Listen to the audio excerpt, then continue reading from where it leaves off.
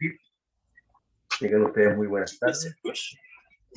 Hoy, 3 de septiembre del 2022, siendo las 15 horas de Moral, damos inicio al año académico del CIP en el hemisferio norte y continuamos con nuestro ciclo de conferencias online. En primer lugar, y ante todo, contarles varias novedades del CIP.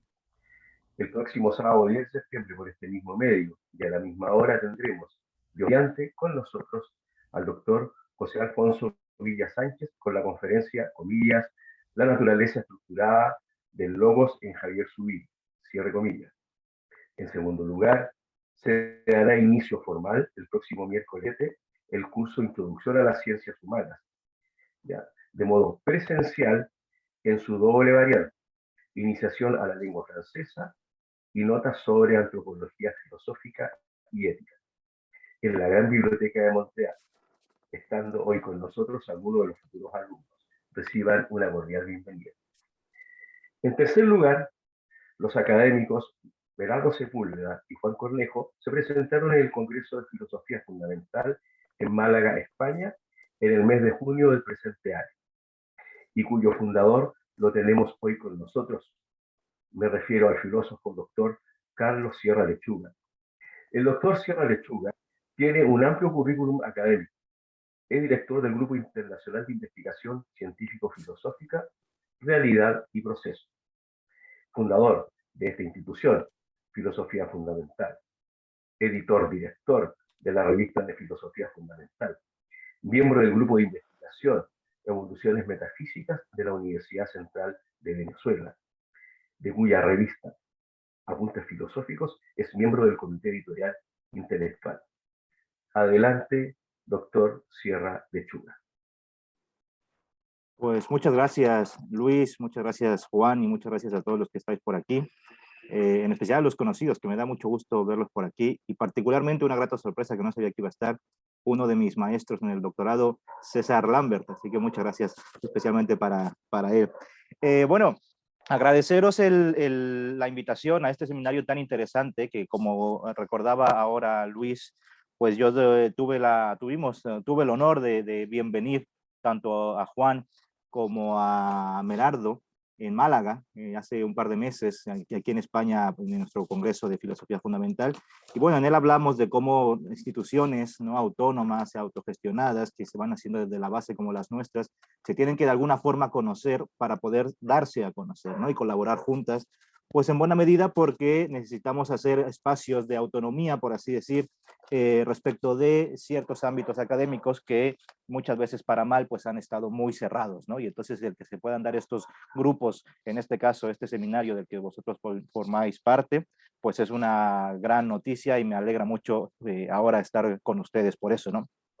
Entiendo que el seminario es transdisciplinar, ¿no?, que hay aquí gente de humanidades, de las ciencias y tal, así que yo trataré de ser lo más ameno posible en la charla que quiero dar, lo menos técnico en las palabras, ¿no? Así que permítaseme, por favor, la holgura de las expresiones y tal, y luego ya en el debate que yo motivo a que surjan muchas preguntas y discusiones con ánimo y con calor, pues ahí pues se me pida el rigor específico de determinadas cosas que queden pues volando un poco en el aire, ¿no?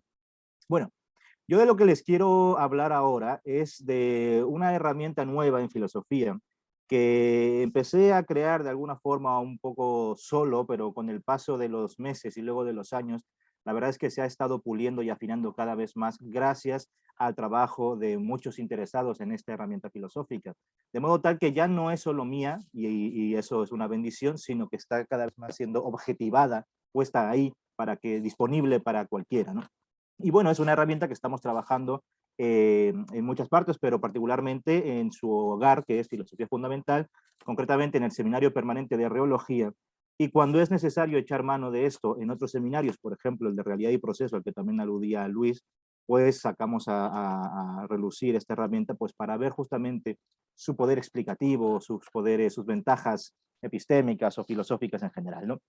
Pues como digo, esta herramienta se llama reología, y la conferencia de ahora, que trataré de ser muy breve, es un poco decir qué es para presentárosla, y luego ya vosotros veréis si os sirve, si no, si la desecháis, o por lo menos la tenéis ya ahí dentro de vuestras herramientas, pues para que puedan utilizarla cuando la quieran, ¿no?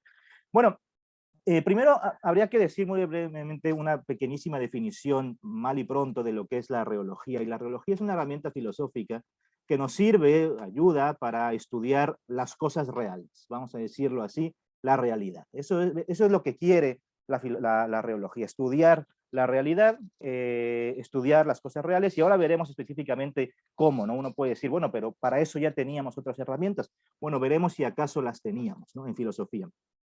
Y primero que nada habría que decir, pues eso, ¿cuál es el motivo de generar una herramienta nueva? Porque vamos, dentro de las muchas herramientas disponibles que ya tiene la filosofía, pues pienso, por ejemplo, en la fenomenología, en la hermenéutica, en el análisis lógico, etcétera.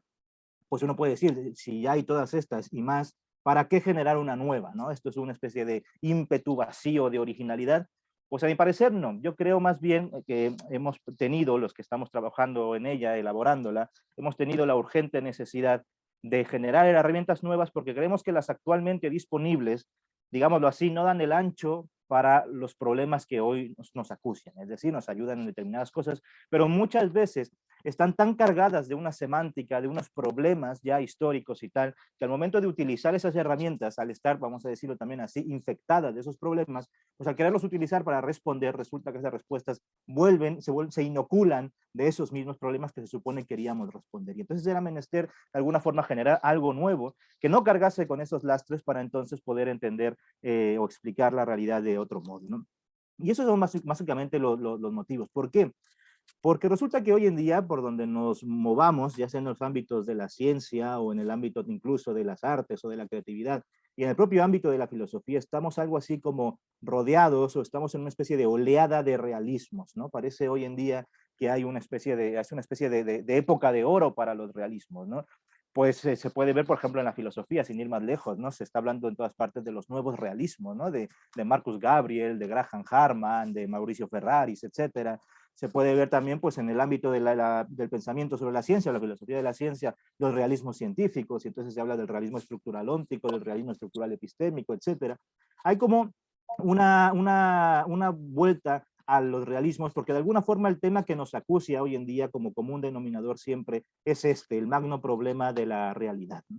Pues se ve esto, por ejemplo, a propósito de que estamos ahora todos conectados desde diferentes partes del mundo y preguntarnos si esto que estamos haciendo aquí y ahora es la vida real, ¿no? Y si esto lo hiciéramos por el metaverso que ahora está tan famoso gracias a Mark Zuckerberg y su nueva empresa Meta, pues si eso es vida real, ¿acaso, no? O se pregunta, por ejemplo, en el arte, si acaso lo que se llama el arte realista no es más bien una especie de impedimento a la propia creatividad y a su posibilidad artística de generar un cambio social o político, etcétera.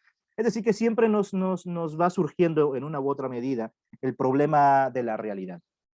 Oh, sorpresa, cuando desde la filosofía queremos pensar esos problemas que nos acucian constantemente relacionados con el tema de la realidad, pues parece que la filosofía carece de herramientas para tratarlo, ¿no? Curiosamente, a pesar de parecer que estamos en una edad de oro de los realismos en filosofía, a mí me da la impresión que es más bien una especie de edad de pirita, ¿no? Vosotros conocéis la pirita, lo que le llaman el oro de los tontos, ¿no? Lo que parece oro pero no es oro, ¿no? Claro, porque si uno va y escapa un poco en esos realismos actuales en general, pues resulta que tiene un poco de realistas, o por lo menos los que se autodenominan, por ejemplo, nuevos realismos, tienen un poco de nuevos, ¿no? Y entonces uno se pregunta, ¿dónde está ahí el tratamiento de la realidad, ¿no? ¿Podíamos hablar de la realidad con la fenomenología, con la hermenéutica, con el análisis lógico, de la realidad, lo que se dice realidad? ¿O más bien de cómo aparece en los estados de conciencia, o de cómo se puede interpretar como textos dentro de contextos, o más bien de un análisis lógico de esas proposiciones que se supone refieren, ¿no? Con tantas teorías de la referencia que hay a los hechos, etcétera? Pues mi impresión, y habida cuenta de que las he estudiado todas en la medida de mis posibilidades, claro, pues mi impresión es que no alcanzan a decirnos nada con rigor o en profundidad por lo menos de lo que sea la realidad, y por tanto teníamos que generar, como digo, una nueva herramienta. Otro caso también en el que aparece el tema de la realidad, pues es el tema, por ejemplo, del tema social, ¿no? por cierto, especialmente para vosotros chilenos que este fin de semana os estáis jugando la realidad chilena, ¿no? También. Así que ya no se trata de preguntar, por ejemplo, de la idea del Estado o del espíritu de las naciones, ¿no? Ese Volksgeist del que se hablaba pues siglos atrás, ¿no? Ahora se trata de cuál es la realidad social y por qué lo que tenemos hoy ha venido, pues, por ejemplo, de movimientos bien reales como los sociales o los estudiantiles, etcétera. Bueno, entonces teníamos que pensar esto filosóficamente y para eso era menester generar una herramienta que es, como digo, esto que llamamos reología. Ahora bien, entrando ya en la materia, habría que decir primero que nada, y esto dejarlo bien claro, que la reología pretende ser, insisto, antes que nada, una herramienta filosófica, entendiendo aquí por herramienta, vamos a contraponerlo con un contradistinto para darnos a entender, entendiendo por herramienta el contradistinto de una doctrina filosófica, ¿vale? La reología sería una herramienta filosófica, no una doctrina filosófica. Doctrinas filosóficas, ¿cuáles son? Pues, por ejemplo, el idealismo alemán, o un idealismo, la de Hegel, por ejemplo, o el materialismo filosófico de Gustavo Bueno, que son, con todas sus virtudes y sus ventajas, sobre todo en sus tiempos, en sus momentos, en sus espacios, y sobre todo, además, para el creador, pues para Hegel o para Gustavo Bueno, lo que tienen como doctrinas, pues es que, al final de cuentas, son una especie como de núcleo duro de proposiciones, de tesis que hay que defender de una u otra manera y que además hay que justificar, ¿no? Y entonces tiene todo un cinturón de protector que protege justamente ese núcleo duro y ese núcleo duro es el que no debe variar, ¿no? Y luego ya yo voy a las cosas a ver si es verdad que, o más bien para intentar de alguna forma unas pruebas ad hoc de que lo que estoy diciendo tiene algún sentido y no más bien al revés, haber partido de las cosas para llegar a decir lo que decimos, ¿no? Entonces, las doctrinas filosóficas en general pues tienen esa a mi parecer, desventaja de tener las respuestas y ya no los problemas, ¿no? Entonces, seguramente Hegel o Gustavo Bueno o quien fuera tenían problemas antes sí y han tenido que elaborar justamente para eso sus doctrinas. El problema es cuando, el problema viene después, con los alumnos, con los scholars, ¿no? Con los académicos. Bueno, ¿y qué se hace con esa doctrina? ¿Se estudian las cosas mediante la doctrina o más bien es la doctrina la que ahora se vuelve objeto de estudio? Sea como fuere, la reología precisamente lo que quiere es distinguirse de eso. No quiere ser una concentración de tesis más o menos doctrinarias que haya que defender más o menos a ultranza y luego tratar de alguna forma, como dicen los materialistas, de reducir los otros sistemas a esto. No es un sistema de pensamiento, es una herramienta, pues eso, como en su momento lo intentó la fenomenología o como lo intentó pues en su momento Gadamer con la hermenéutica, o etcétera. Dicho esto, que es una herramienta y no una doctrina, vale decir entonces que la reología es una herramienta autónoma, ¿no? Es decir, no es una herramienta de autor, no es una filosofía de autor. No pretendemos con la reología, y particularmente yo, como uno de sus más portavoces, ¿no? más acérrimo, no pretendemos que cuando se hable de la reología se hable de lo que piensa Carlos Sierra Lechuga y que entonces ahora sean mis textos los que hayan que ser estudiados y los que haya que ser como venerados de una u otra manera. No, no, ni los míos ni los del equipo de reólogos del seminario permanente, ¿no? Es una herramienta autónoma y por tanto no tiene apellidos, como tampoco lo tiene, creo yo, la fenomenología, como tampoco lo tiene la hermenéutica, como tampoco lo tiene el análisis lógico, que son herramientas cuando no se les piensa como doctrina, ¿no? ¿Quién diría, de quién es la fenomenología? Bueno, yo no me atrevería a decir que es de Husserl, o la hermenéutica, que es de fulano, el análisis lógico, la filosofía analítica, pues era de Frege o de Russell, ¿no? No, creo que más bien han legado para el espíritu filosófico en general unas herramientas que nos ayudan a pensar con ellos determinadas cosas. Entonces es autónoma respecto de cualquier autor, ¿no?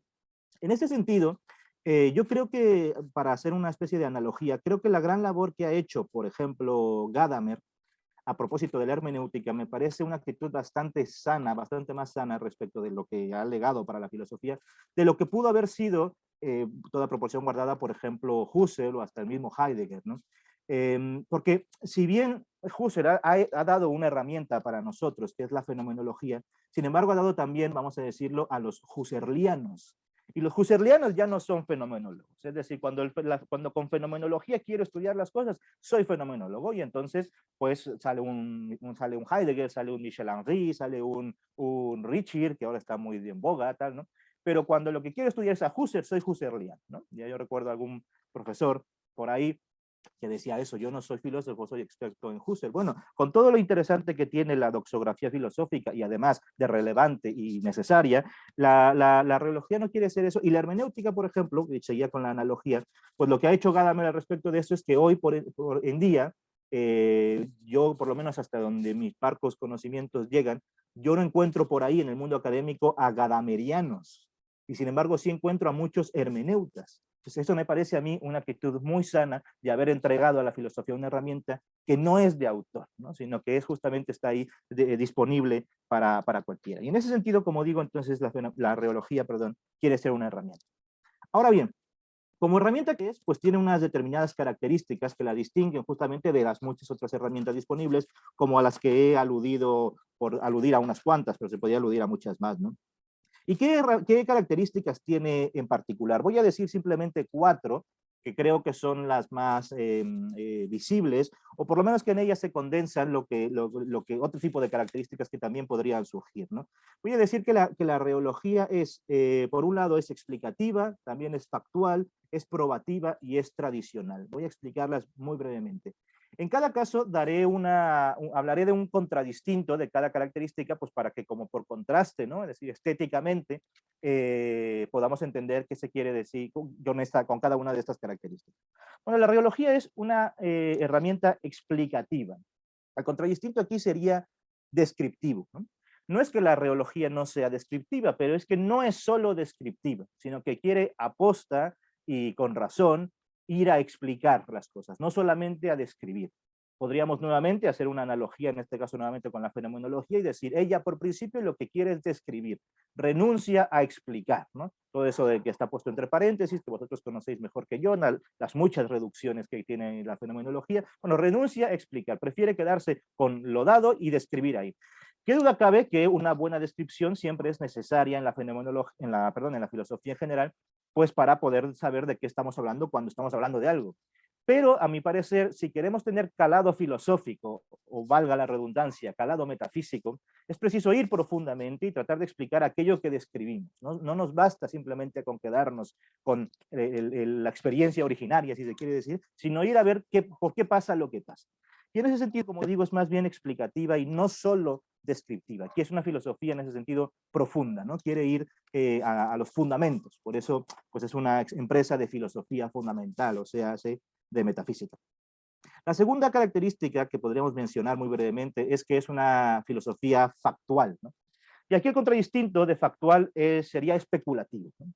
Muchas filosofías, sobre todo de tiempos pasados, pero todavía quedan hoy algunos resabios, son tales o creen ser filosóficas en la medida en que especulan. Y si es verdad que en su determinado momento, por ejemplo, en el idealismo alemán, el silogismo especulativo, que tiene una acepción muy técnica, ¿no? Tiene sus razones de ser, creo que hoy en día eso nos queda bastante lejos, ¿no? La especulación en general. A este tipo de filosofías, no el idealismo alemán, que en su momento, insisto, tuvo su razón de ser, sino a las que hoy tratan de filosofar especulativamente, los reólogos hemos convenido en llamar sci-fi, ¿no? Así como en el ámbito de la literatura relativo a la ciencia ficción se habla de la sci-fi, de la ciencia ficción. ¿Por qué se habla de ella? Pues para crear justamente mundos alternativos, mundos de juguete, pero válidos en el ámbito literario, tomando en efecto cosas que de la realidad convienen y del discurso científico, cosas que convienen pues para justamente esos mundos alternativos. Eso que está muy bien en el ámbito literario, estético, si se quiere, no lo está dentro de las propias empresas cognitivas, ¿no? Cognoscitivas en general. Cuando un científico hace ciencia, pues no hace ciencia ficción, ¿no? Lo que hace ciencia, y si bien echa mano pues de las conjeturas, de las hipótesis, etcétera, o de los Gedankenexperimente, ¿no? De los famosos experimentos pensados y demás, sin embargo, siempre están preocupados, por así decir, por respetar lo que se dice, pongamos el ejemplo, en la física, y no pues darle vuelo a la hilacha de la imaginación y seguir con eso a ver hasta dónde nos lleva. Creo que en filosofía esto es una actitud necesarísima hoy en día, habida cuenta justamente de que los motivos y que nos acucian son relativos al tema de la realidad, ya os decía, la realidad social, la realidad cibernética, la realidad virtual o lo que se quiera. Es decir, no es necesario generar mundos de juguete alternativos, mundos posibles, como se dice, por ejemplo, en las metafísicas de Lewis y otros del ámbito de la filosofía analítica anglosajona, porque con este mundo tenemos suficiente. Y entonces es muy complicado ya este mundo como para creer que un mundo de juguete podríamos ir a, pues de alguna forma a entender que nunca es el caso, ¿no? Entonces es factual y no especulativo. Tercera característica que brevemente expondré es que es una herramienta probativa. Y aquí quiere decir probativa, porque aquello que se dice con esta herramienta, o más bien ese modo de filosofar con esta herramienta, trata de dar pruebas sobre aquello que se está diciendo. Es decir, aquí el contradistinto, si para el primero de explicativo era no solo descriptivo, para factual era no especulativo, aquí el contradistinto de probativo es a priori, ¿no? La reología no es un modo de filosofar a priori, no es lo que se llama hoy una a priori philosophy. Muy de la mano las a priori philosophy, pues justamente de las filosofías analíticas. Pensemos, por ejemplo, en Kit Fine, un profesor de la Universidad de Nueva York, que justamente al ser matemático, como muchos que hacen filosofías a priori, pues creen que lo propio de la filosofía pues es la apodicticidad, la prioricidad, etcétera, sin importar las contingencias del mundo. Bueno, entonces, ¿qué es lo que queremos estudiar cuando si no el mundo con todo y sus contingencias, ¿no? Entonces quiere ser probativa, no a priori, no basta simplemente con esa evidencia más o menos lógica que se tiene en determinados discursos, porque ni siquiera en la propia matemática ya se tienen demostraciones así estrictamente apodícticas al modo típicamente euclidiano, ¿no? Yo hoy la matemática, desde por lo menos Galois, ya no, hasta nuestros días naturalmente, ya no tiene esta idea de a prioricidad, de necesidad, de apodicticidad, de eidicidad, como en su momento lo pudo haber tenido pues Euclides, ¿no? Y entonces quiere ser probativa. Lo que se dice con esta herramienta trata de ponerlo ahí más o menos disponible para cualquiera y que se pueda probar. Aquí probar habría que entenderlo no como una demostración lógica justamente, o no necesariamente como una demostración lógica o una demostración matemática, sino que más bien me refiero a probar pues con ese verbo griego, o con esa idea que acusa el verbo griego peirao, ¿no? El peirao. Peirao en griego significa pues eso, degustar, probar, como cuando se prueba en carne viva, cuando se prueba un helado, ¿no? Esto lo dice muchas veces Aristóteles, lo dice incluso Platón, y está hasta en los evangelios, ¿no? En los evangelios, cuando dice que se pruebe a uno mismo si está en la fe, ¿no? Se utiliza precisamente una variación del peirao, pues un poco para decir, es uno mismo quien tiene que probar si es o no creyente, y no un tercero, ¿no? Pues algo así, en este sentido del probar, tiene que haber lo que técnicamente diríamos una probación física de realidad a propósito de lo que estamos diciendo. Y sobre esto, además tomamos, o respecto a esto, tomamos la enseñanza de lo que se conoce como el silogismo oriental, ¿no? Ustedes pueden ver las filosofías, vamos a llamarles así grosso modo, orientales, ¿no? Típica de los Vedas, ¿no? De los Upanishads sobre todo, de cómo razonan ellos a diferencia de cómo se ha razonado típicamente en Occidente, sobre todo a partir de los post-aristotélicos y luego ya en la escolástica, ¿no? Cuando se formaliza la lógica occidental, perdón, pues basta de alguna forma, quitamos los contenidos y basta con que el razonamiento sea lógicamente válido, es decir, vamos a decirlo mal y pronto, que sea consistente, que no haya contradicción, ¿no?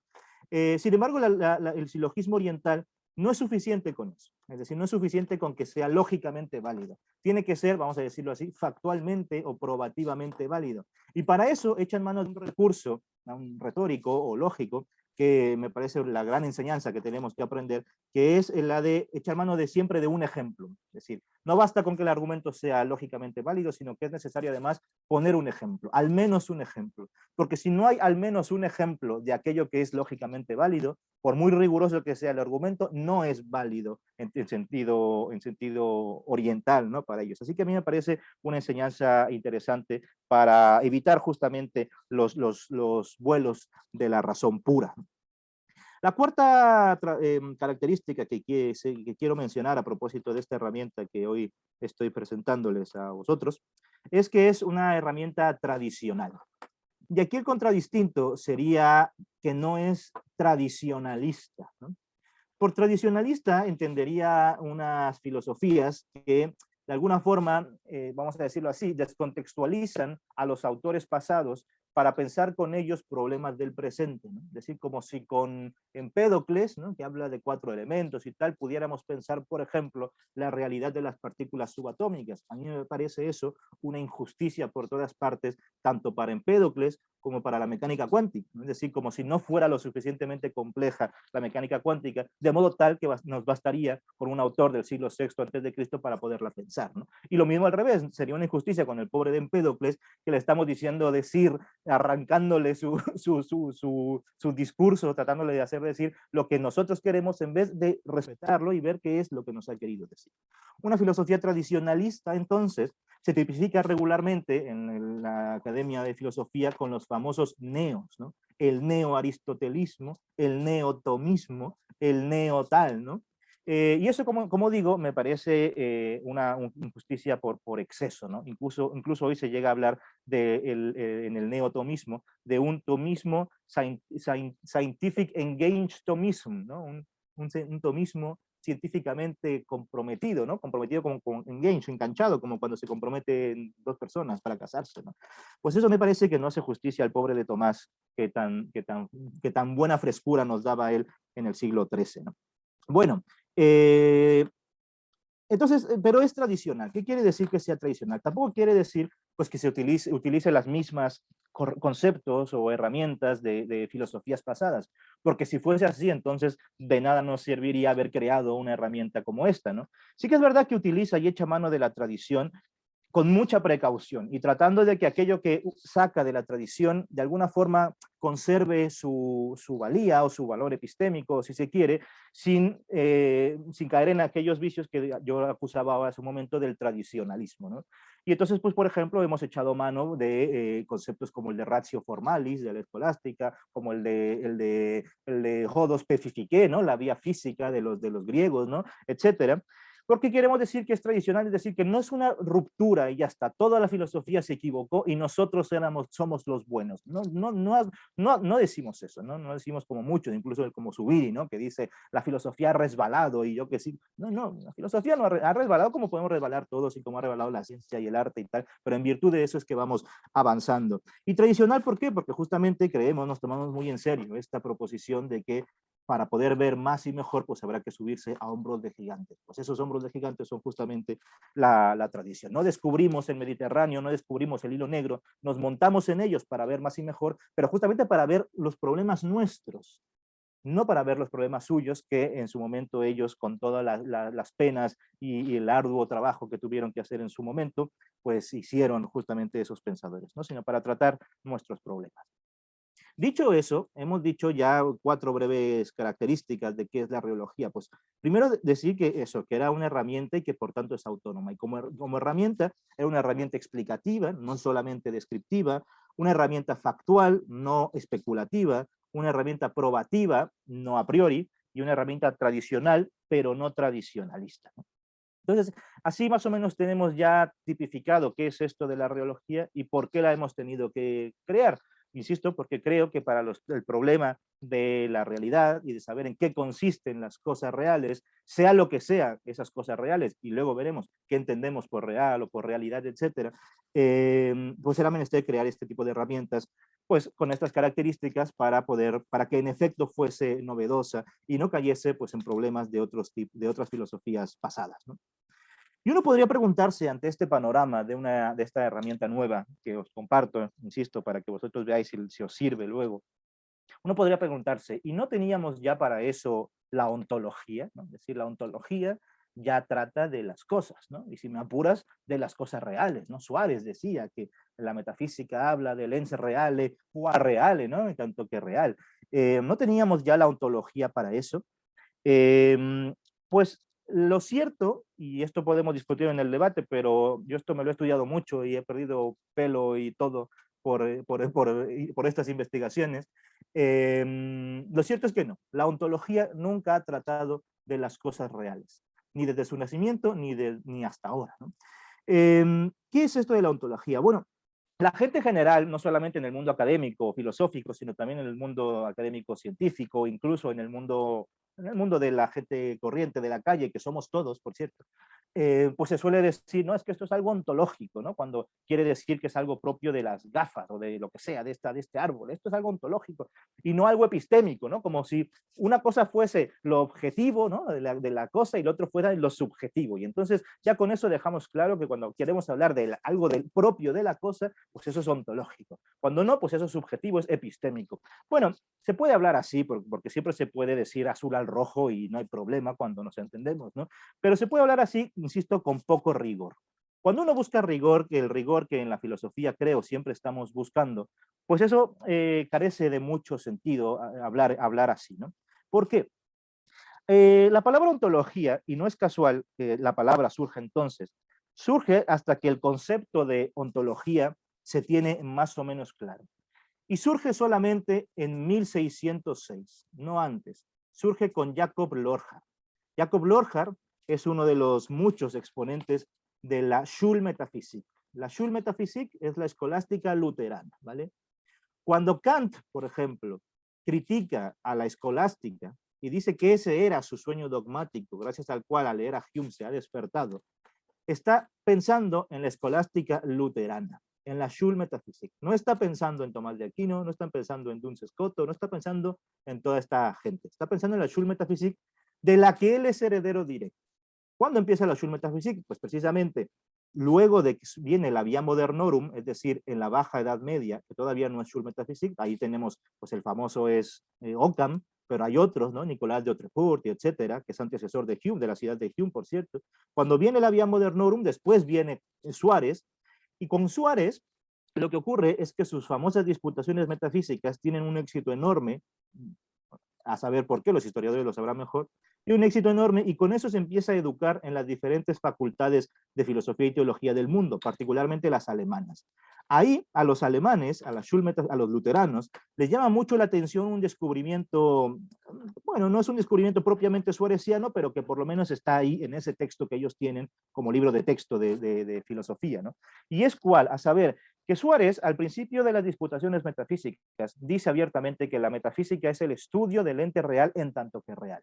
Y una y otra vez dice abiertamente también que la metafísica no trata del ente de razón, del ens rationis, ¿no? No trata de entes de razón. En última instancia, los entes de razón, diría Suárez, son quimeras, ¿no? No hablan de lo real. Tenemos que hablar del ente real en tanto que real. Y ojo, que esto además lo remite Suárez a Aristóteles. Dice, como dice Aristóteles en el libro sexto de la metafísica y tal. Eso lo podemos discutir, que es muy bonito después ir a la traducción del griego y lo que se quiera, ¿no? Pero esto Suárez dice. Sin embargo, dice que no son, los entes de razón no son objeto de la metafísica. Sin embargo, son útiles para la metafísica, ¿no? Es decir, cuando nos ayudan a entender los entes reales, los entes de razón vienen bien.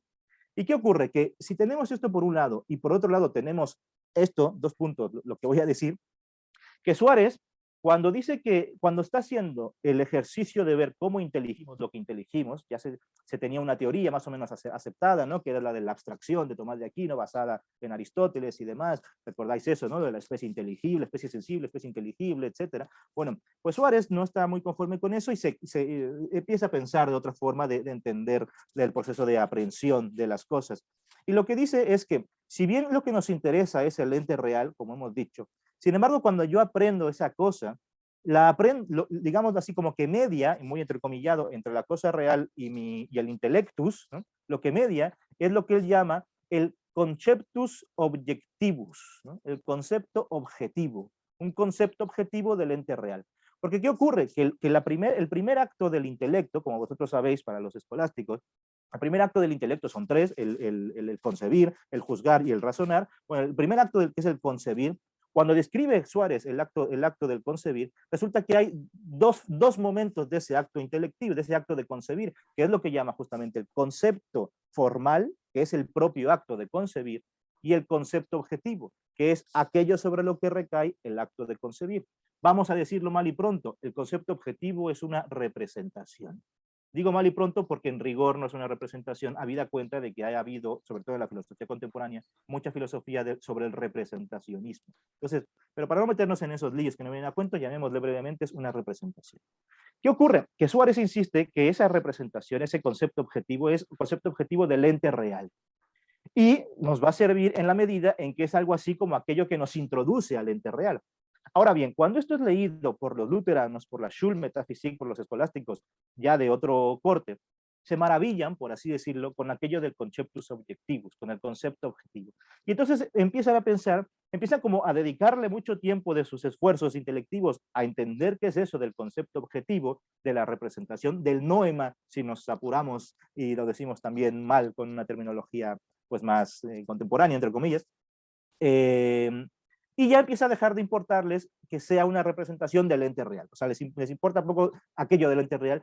Y entonces empiezan a buscar una especie de lógica pura del objeto puro, que es ese concepto objetivo. ¿Sí veis? Y entonces, cuando están metidos en esta lógica de ese objeto puro quiere, ¿qué es objeto puro? Esto lo decía muy bien Millán Puelles, ¿no? Un objeto puro es un fenómeno, es un noema, es algo que no necesariamente tiene que representar una cosa física, por así decir, real, ¿no? Sino que es consiste en el puro estar delante. Esto es Husserl, claro, Husserl se educa con Brentano, que es un escolástico y sabe todo esto, ¿no?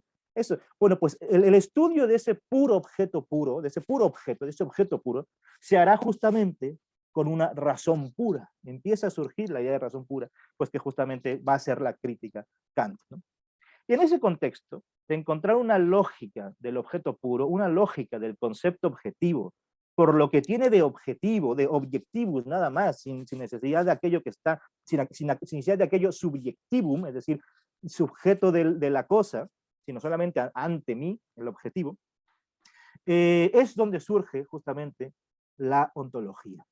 Y en 1606, como yo os decía, Jacob Lorhart, un escolástico luterano, escribe un libro llamado Ogdoas Scholasticae, los 8 libros de escolástica. Es una especie de manual gigantesco, ¿no? Que va a ser justamente la antesala de los manuales de filosofía que estarán muy en boga en tiempos de Wolff, de Baumgarten, por ejemplo, que son, por cierto, Leibniz, Wolff, Baumgarten, los últimos de la Schulmetaphysik. Ellos pertenecen a la Schulmetaphysik. La Schulmetaphysik, sobre todo la última parte de su historia, es lo que se llama en todos los manuales de la historia de la filosofía el racionalismo. Contra lo que está levantándose Kant, ¿no? A su manera.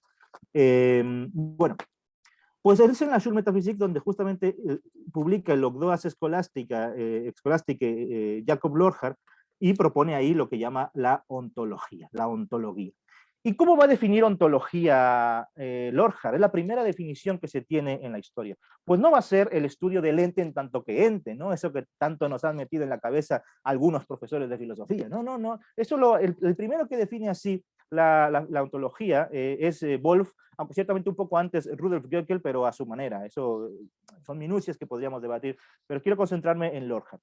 Lorhart define ontología, escribe en latín, pero la define en griego, y dice que es la episteme tu noetu en noetu, es decir, la ciencia de lo inteligible en tanto que inteligible. ¿Lo veis? Ahí lo tenemos, ahí está lo que significa ontología respecto de lo que yo os venía diciendo, del puro inteligible, del puro noema, ¿no? En realidad tendría que haberse llamado, y así nos hubiéramos evitado muchos problemas, noetología, pero bueno, la ha llamado ontología por motivos históricos que también se pueden revisar, que no viene a cuento ahora aquí decir, ¿no? Y esto es la ontología, es un estudio del objeto puro, de los objetos, digámoslo así, de razón, de los inteligibles. ¿Y qué ocurre? Que siendo esto lo que podríamos llamar la ontología original, ¿no? Que es sobre esta ontología sobre la que versa toda la Schulmetaphysik, sobre la que va a versar justamente Leibniz, el gran racionalista, ¿no? Que justamente lo que quiere es pensar como Dios, crea el cálculo infinitesimal para esto, etc.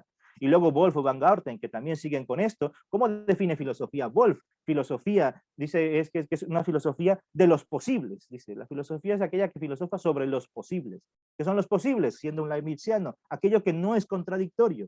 Siguen en el terreno del puro logos, de la razón pura, ¿no? Bueno, siendo esta la ontología original, sin embargo, uno podría decir, bueno, pero también está la de Heidegger, por ejemplo, o está también la de Quine, ¿no? Por ejemplo, tan distintas entre sí.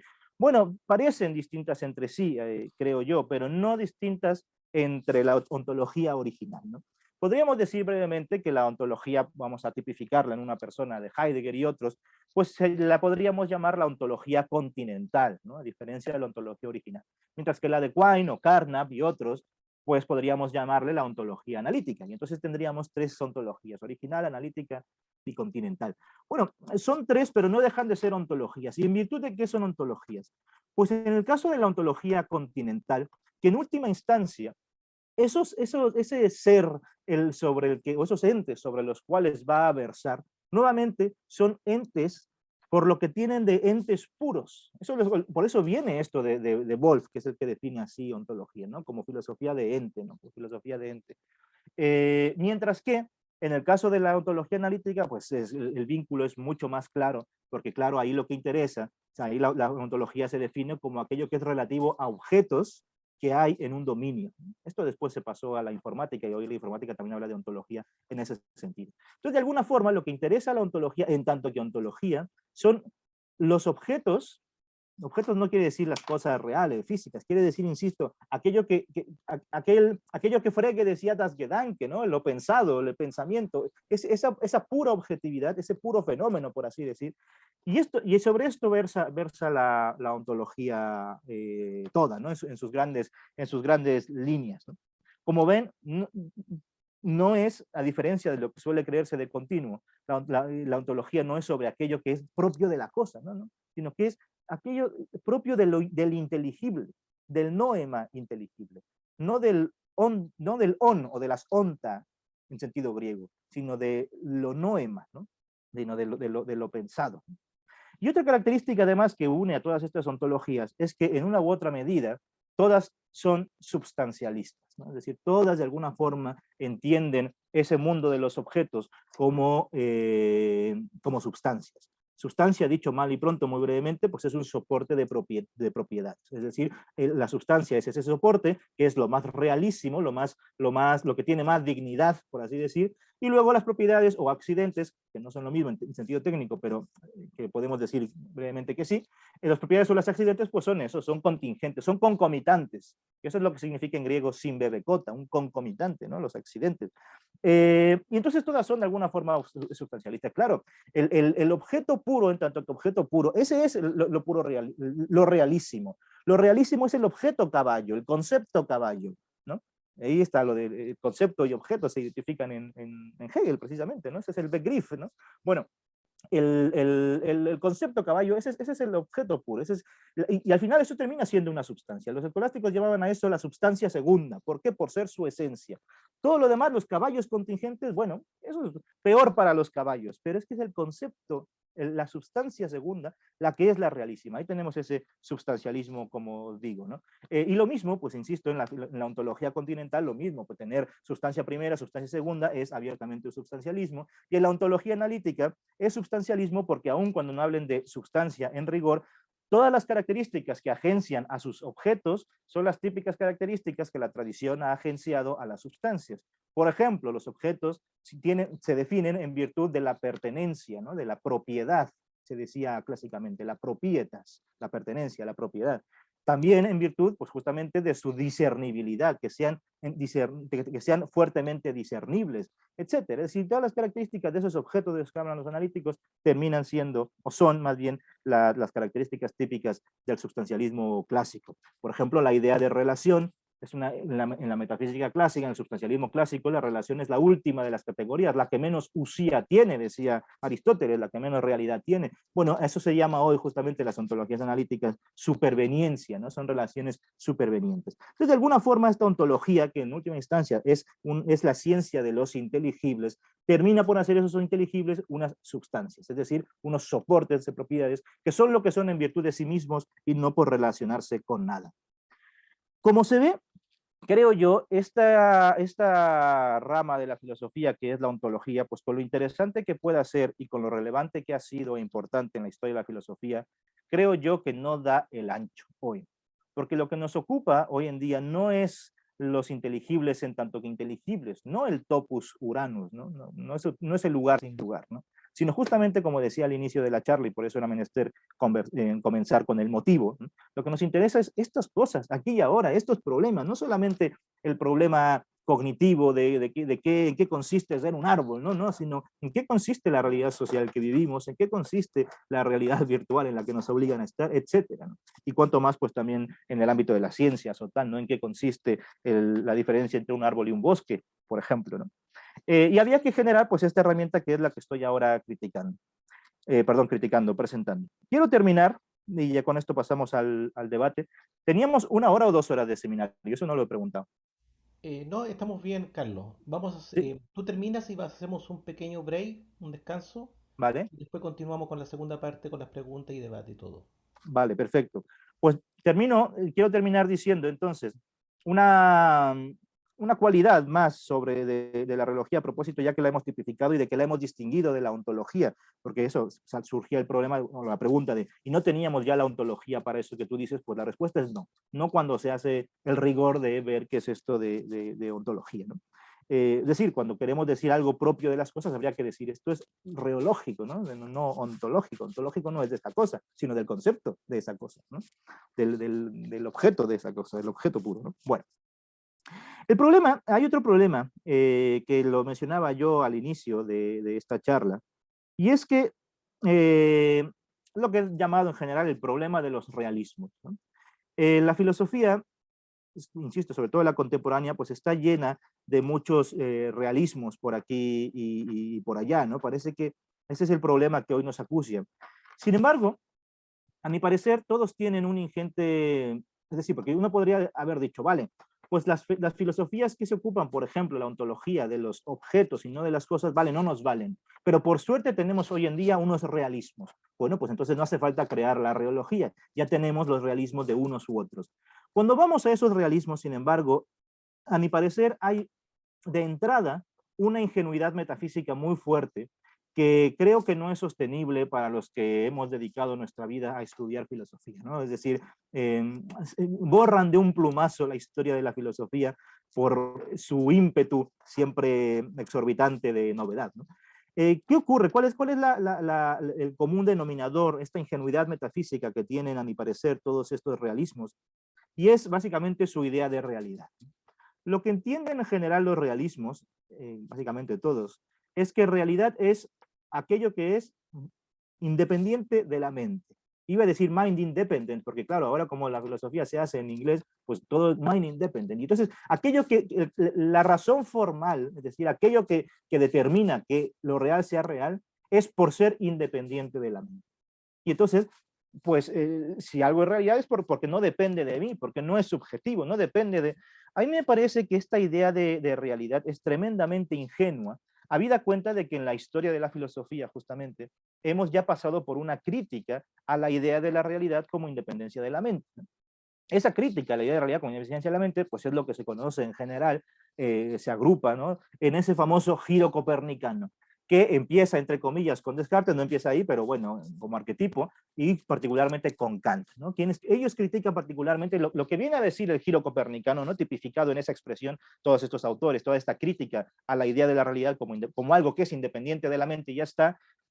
Lo que viene a decir de todos estos señores es que de una u otra manera, siempre que inteligimos algo, que lo pensamos o lo que sea, como se le quiera decir por el momento, de alguna manera la inteligencia, la subjetividad, por decirlo muy mal, la subjetividad está metida en aquello que piensa, ¿no? Es decir, de alguna forma lo modifica aquello que piensa. Y por tanto, eso de que hay una realidad independiente, pues ya es muy problemático, ¿no? Ojo, que todavía Kant cree que lo hay, lo que pasa es que cree que se llama la cosa en sí, el noumen, ¿no? Lo que pasa es que cree que no se puede llegar a eso por vía teórica, sino por vía práctica. Pero bueno, hay una crítica, por lo menos generalizada, que culminará, como es natural, en el idealismo absoluto, ¿no? Ya no solamente en el idealismo trascendental, sino en el idealismo absoluto, ¿no? Que es el que en última instancia decir, pues que, aquello que en última que consiste en la realidad, pues es, vamos a decirlo así, la proyección de la mente, ¿no?, del sujeto, del espíritu, si se quiere, si se quiere decirlo, o la idea, por decirlo en términos de los idealistas. Entonces ha habido una crítica fuerte a entender que la realidad es lo independiente de la mente y ya está. Si fuese el caso y tuvieran razón los del giro copernicano, entonces pues siempre la modificamos, esa realidad independiente de la mente, y por tanto nunca tenemos acceso a la realidad independiente de la mente. Y entonces es como una especie de círculo vicioso que terminará justamente concluyendo pues, en los idealismos absolutos, en los que en última instancia dirá que aquello que conoce la mente no es más que sí misma, ¿no?, en última instancia, ¿no? Es ese, el narciso filosófico en última, a la postre, ¿no? Y entonces se tiene la idea de la realidad como independencia de la mente y de partida, y entonces se culmina, se termina, ¿no? En la llegada tenemos la idea del giro copernicano. Y pensar así el esquema me parece que nos lleva a un problema irresoluble. Es decir, si realidad es por principio independencia de la mente, pues ¿cómo, si partimos siempre de nuestra mente, de nosotros mismos, cómo entonces sabremos algo, siquiera mínimo, de esa realidad? O sea, por definición, no se podría, ¿no? Y entonces uno se pregunta, y entonces, ¿qué demonios ¿para qué demonios nos sirve ese postulado de la realidad como independencia de la mente? Podríamos simplemente negarlo, o como algunos hacen astutamente, ponerlo entre paréntesis y ya está, ¿no? A mí me parece que no es necesario simplemente dejarlo y ya está, sino que lo que hay que hacer es algo todavía más profundo o radical, que es justamente criticar esa idea de la realidad como independencia de la mente. Insisto, la historia de la filosofía ha hecho ya esta crítica, pero ¿qué ha ocurrido? Que entonces la filosofía ha terminado por decir, bueno, puesto que siempre la mente está metida en aquello que conoce, no podremos conocer más que a nosotros mismos, no podremos conocer jamás la realidad, y sino más que a nosotros mismos. A mí eso me parece un ingente error, y creo que de una u otra manera había como que invertir el esquema y no partir de la idea de realidad como independencia de la mente para llegar a un irresoluble giro copernicano, sino más bien partir del giro copernicano para llegar, si eso, y no necesariamente, o por lo menos a mi parecer, no de forma prioritaria, a la idea de realidad como independencia de la mente. Esto supone entonces una crítica a la idea de mente, que está todo lo indeterminada y difusa que es, aun cuando en el mundo anglosajón hay toda una corriente enorme llamada filosofía de la mente, en la que nadie se pone de acuerdo, y una crítica naturalmente a la idea de realidad, ¿no? No podríamos partir, creo yo, de simplemente decir la realidad está ahí, independiente de la mente, y ya está, porque entonces nos lleva a la imposibilidad de conocerla. De partida, no podemos empezar por algo que no soy yo, digámoslo así. No puedo empezar por algo que no es mi propia mente, ¿no? De partida tengo que empezar por mí mismo. Esto es justamente la enseñanza del giro copernicano que culminará justamente en la fenomenología y sus hijos, ¿no? y sus formas distintas de la fenomenología más contemporánea, ¿no? Tenemos que partir de nosotros mismos, de nuestra mente, por así decir, porque es de nosotros de donde partimos, donde si no, si partiera de otra cosa que no sea mismo, le estaría regalando mi autonomía filosófica a esa otra cosa. Y en eso se han construido, por ejemplo, los famosos cientificismos. Yo, por principio, creo que lo que la ciencia dice es verdad y se acabó, construimos a partir de ahí. Pues eso en filosofía tampoco puede sostenerse, no es digno filosóficamente. ¿Por qué? Porque pues eso, es un cientificismo, es una especie de dogma, aunque le quieran llamar axioma o postulado, ¿no? Es un dogma. Entonces hay que partir de nosotros mismos, sí, pero ¿qué ocurre? Que bien hecho el análisis de esta mente que es la nuestra, por así decir, ocurre que las cosas que en ella aparecen, o si se quiere, aparecen en sentido fenomenológico, o se dan, ¿no? Como dicen algunos, las cosas que en ellas aparecen no aparecen como objetos, no aparecen como decía la ontología, no aparecen como fenómenos, como ha dicho también la fenomenología. No aparecen como objetos, como fenómenos, no aparecen como meros, como representaciones. En la propia intelección, a partir de la propia mente, resulta que las cosas nos aparecen como reales. ¿Y qué es eso de realidad? Bueno, ya lo averiguaremos. Pero resulta que cuando yo intelijo este bolígrafo no me aparece como algo que estoy poniendo yo. No me aparece como un mero fenómeno, como una ilusión o como un mero estímulo que suscita una respuesta. Me aparece como algo, si se quiere hablar todavía en términos de independencia de la mente, me aparece en la mente como algo independiente de la mente. Y entonces la cosa cambia, porque ya no parto del dogma de la realidad está independiente de la mente, no, sino que desde mi mente, haciendo el análisis, si se quiere, fenomenológico de cómo las cosas me aparecen, resulta que me aparecen como cosas reales, como cosas de suyo, de ellas mismas, y no como algo de mío. No me aparecen como algo que pongo yo, sino como algo que se ponen por sí mismas, por así decir. Pero me aparecen a mí así. No la estoy postulando, no estoy poniendo yo esa idea de realidad, posición, Setzung, en alemán, ¿no? La realidad, para Kant, realidad es Setzung, es posición, ¿no? Pero tampoco es suposición, como creen los realismos especulativos de Graham Harman y todos ellos, por ejemplo. No es ni posición ni suposición, es imposición. En la propia mente se me impone la cosa como ella real, ¿no? A este análisis de cómo queda la cosa, ya no se llama estrictamente un análisis fenomenológico, sino un análisis noológico. La noología, breve paréntesis, es, digámoslo así, a mi parecer, la mejor herramienta que nos ha legado un filósofo español llamado Javier Zubiri, muerto en los 80, ¿no? La analogía es una especie de reconsideración de la fenomenología en la que, haciendo ese análisis, insisto, de lo dado, resulta que lo dado nos aparece justamente como más, como excedente respecto de mi intelección. Y a ese carácter de lo dado, no al contenido de lo dado, no al bolígrafo, sino al carácter, al modo de dárseme, al modo de aparecer, se llama realidad. Porque se me da como algo que excede mi mente, que excede mi conciencia, mis actos intelectivos, o como se les quiera llamar. Sobre noología se podría hablar mucho, y se ha hablado mucho, no es ahora mi interés.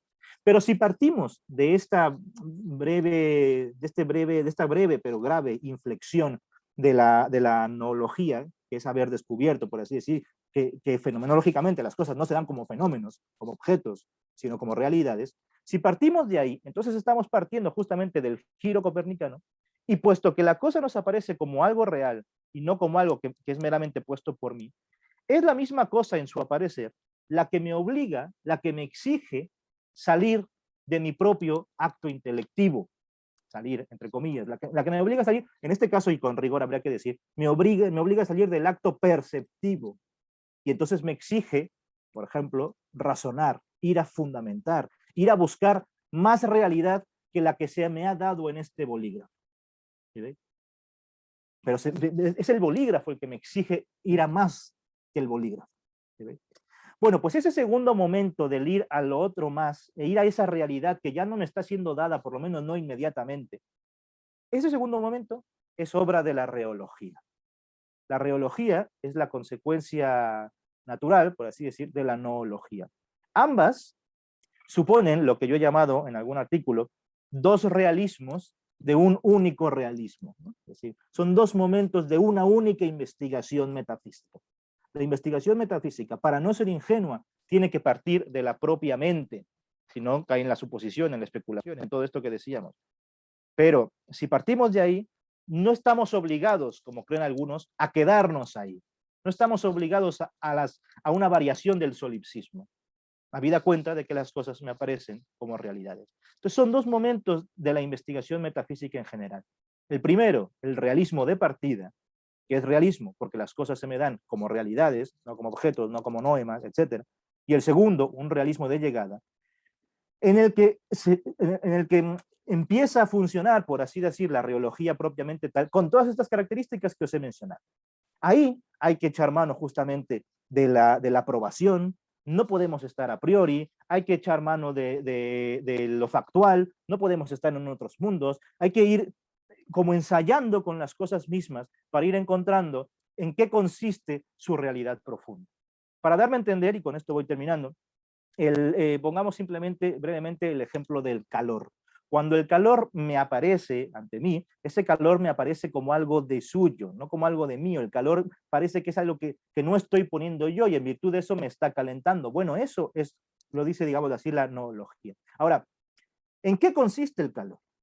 Es decir, primeramente, el calor me queda como realidad. Noológicamente se me dice que el calor es realidad, pero no se me dice la realidad del calor. ¿Sí veis la diferencia?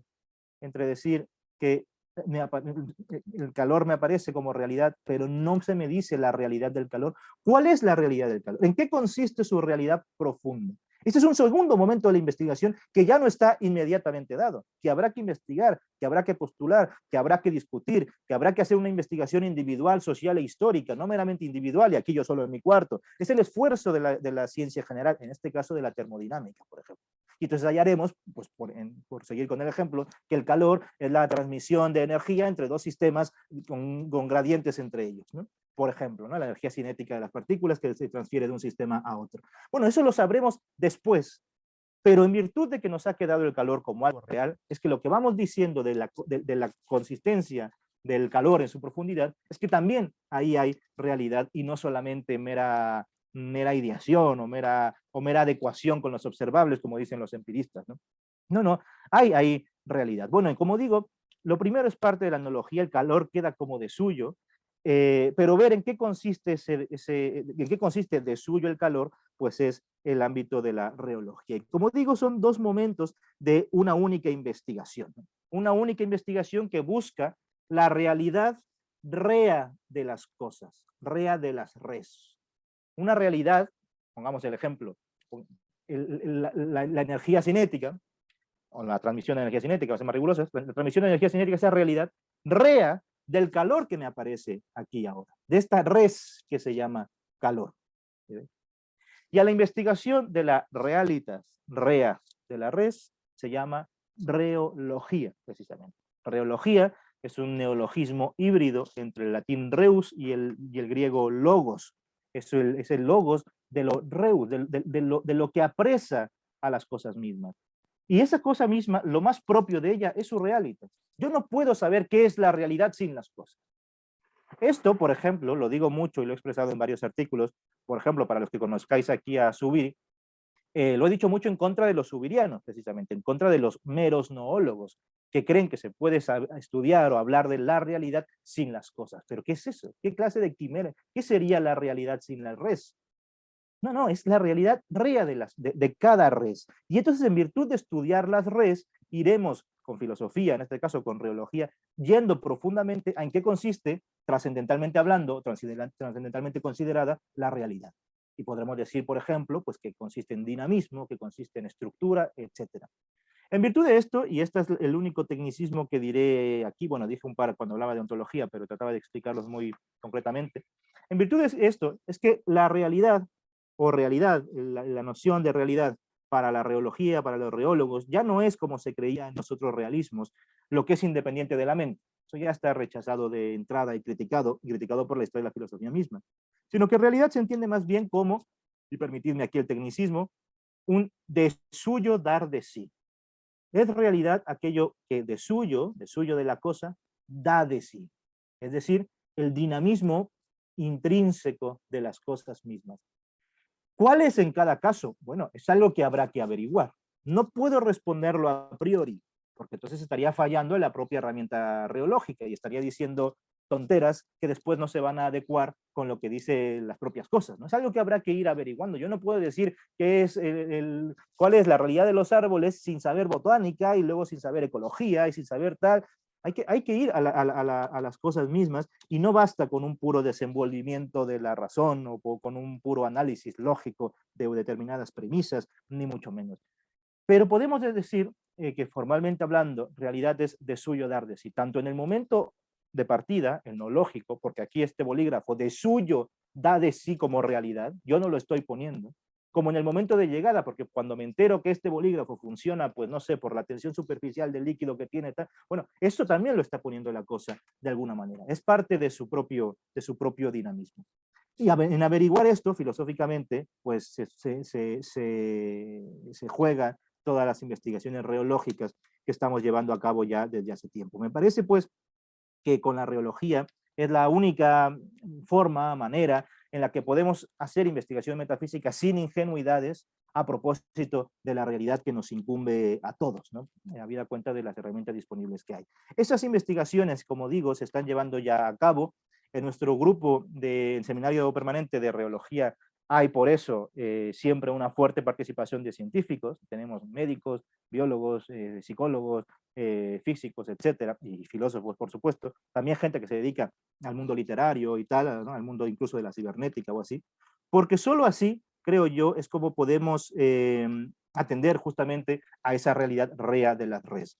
Hay ya muchas cosas publicadas que a vosotros os interesarán muchísimo, supongo, particularmente y aquí está el anuncio, pero había que decirlo, el comercial, ¿no? De la revista de Filosofía Fundamental, que no solamente habla de reología, habla de muchas cosas, pero entre ellos también hay artículos de reólogos, ¿no? Y particularmente, la próxima semana saldrá ya el tercer ejemplar, que es el número 2, contando el 0, que es el primero, ¿no? El 0, el 1 y el 2, que saldrá en un formato gris, en el que, por cierto, publicará aquí nuestro querido director de este seminario, Juan Cornejo, a propósito del misticismo y de Heidegger y en Zubiri, es muy interesante, y de Jorge Doro Rivera, por supuesto, también, ¿no? Ahí, por ejemplo, en ese número, se habla, por ejemplo, de cómo se puede utilizar la herramienta, lo hace un médico filósofo de nuestro seminario, cómo se puede utilizar la reología para pensar el realismo en la epidemiología, que justamente está atenazado por filosofías vetustas e ingenuas. Con reología parece se pueden salvar muchos problemas. Bueno, dicho eso, creo yo que es con esta herramienta, con estas características que os he dicho, y que sí, que os he dicho ahora, pues como podemos filosofar a la altura de los tiempos, con todas las penurias que sean, sí, claro, filosofar no está dicho que sea fácil, pero por lo menos con problemas nuestros y no cargando los problemas que otras filosofías tuvieron en su tiempo, ¿no? Así que eso es lo que yo tenía que deciros. Muchas gracias y debatamos. Estoy disponible para vosotros. En esta segunda parte invitamos a los participantes a iniciar una conversación con el profesor Carlos Sierra. Pero antes que nada, felicitarlo por su presentación, realmente magnífica. Me imagino que hay muchas consultas, muchas preguntas, muchos alcances. César.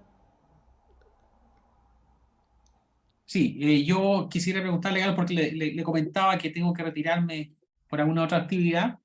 También yo me quisiera primero sumar eh, eh, a las palabras del profesor Juan Cornejo. Muy clara su presentación. También yo quisiera felicitarlo por el ímpetu. Muestra que es un tópico que a usted lo compromete vitalmente. De manera que yo puedo hacer público el sobrenombre de usted, el joven Messi. Yo conocí al joven Messi cuando se estaba doctorando.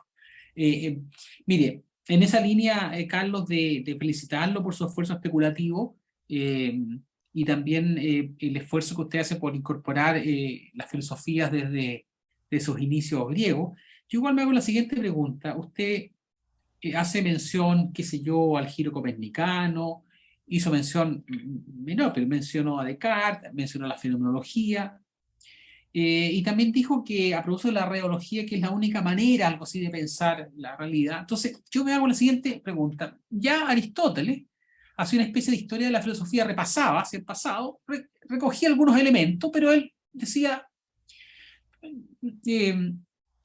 fundamentalmente a propósito de la causa material, que todas las filosofías precedentes son insuficientes y que se encuadran finalmente en su teoría de las causas. Entonces, las teorías precedentes son insuficientes y las de él vienen a resolver esos problemas. En Descartes se produce una cosa más o menos semejante. Los saberes precedentes son relativamente poco relevantes para la búsqueda de la verdad. Y su nuevo método sí permite avanzar lo que ninguna de las filosofías precedentes consiguió. Usted mencionó también el método, el giro copernicano. En Kant la pretensión es la misma. En Husserl, en fenomenología, también a su modo. Yo presento un método que permite salir de este callejón sin salida que es la filosofía, definitivamente. Y transformar la filosofía en ciencia, dice tanto Husserl como Kant. Y yo, en el enfoque que usted presenta, huelo algo muy semejante. Es decir, usted revisa las filosofías, revisa la ontología, revisa y considera que son todas insuficientes, y que la herramienta que usted genera sí permite resolver los problemas que ninguna de las filosofías o herramientas precedentes ha logrado resolver.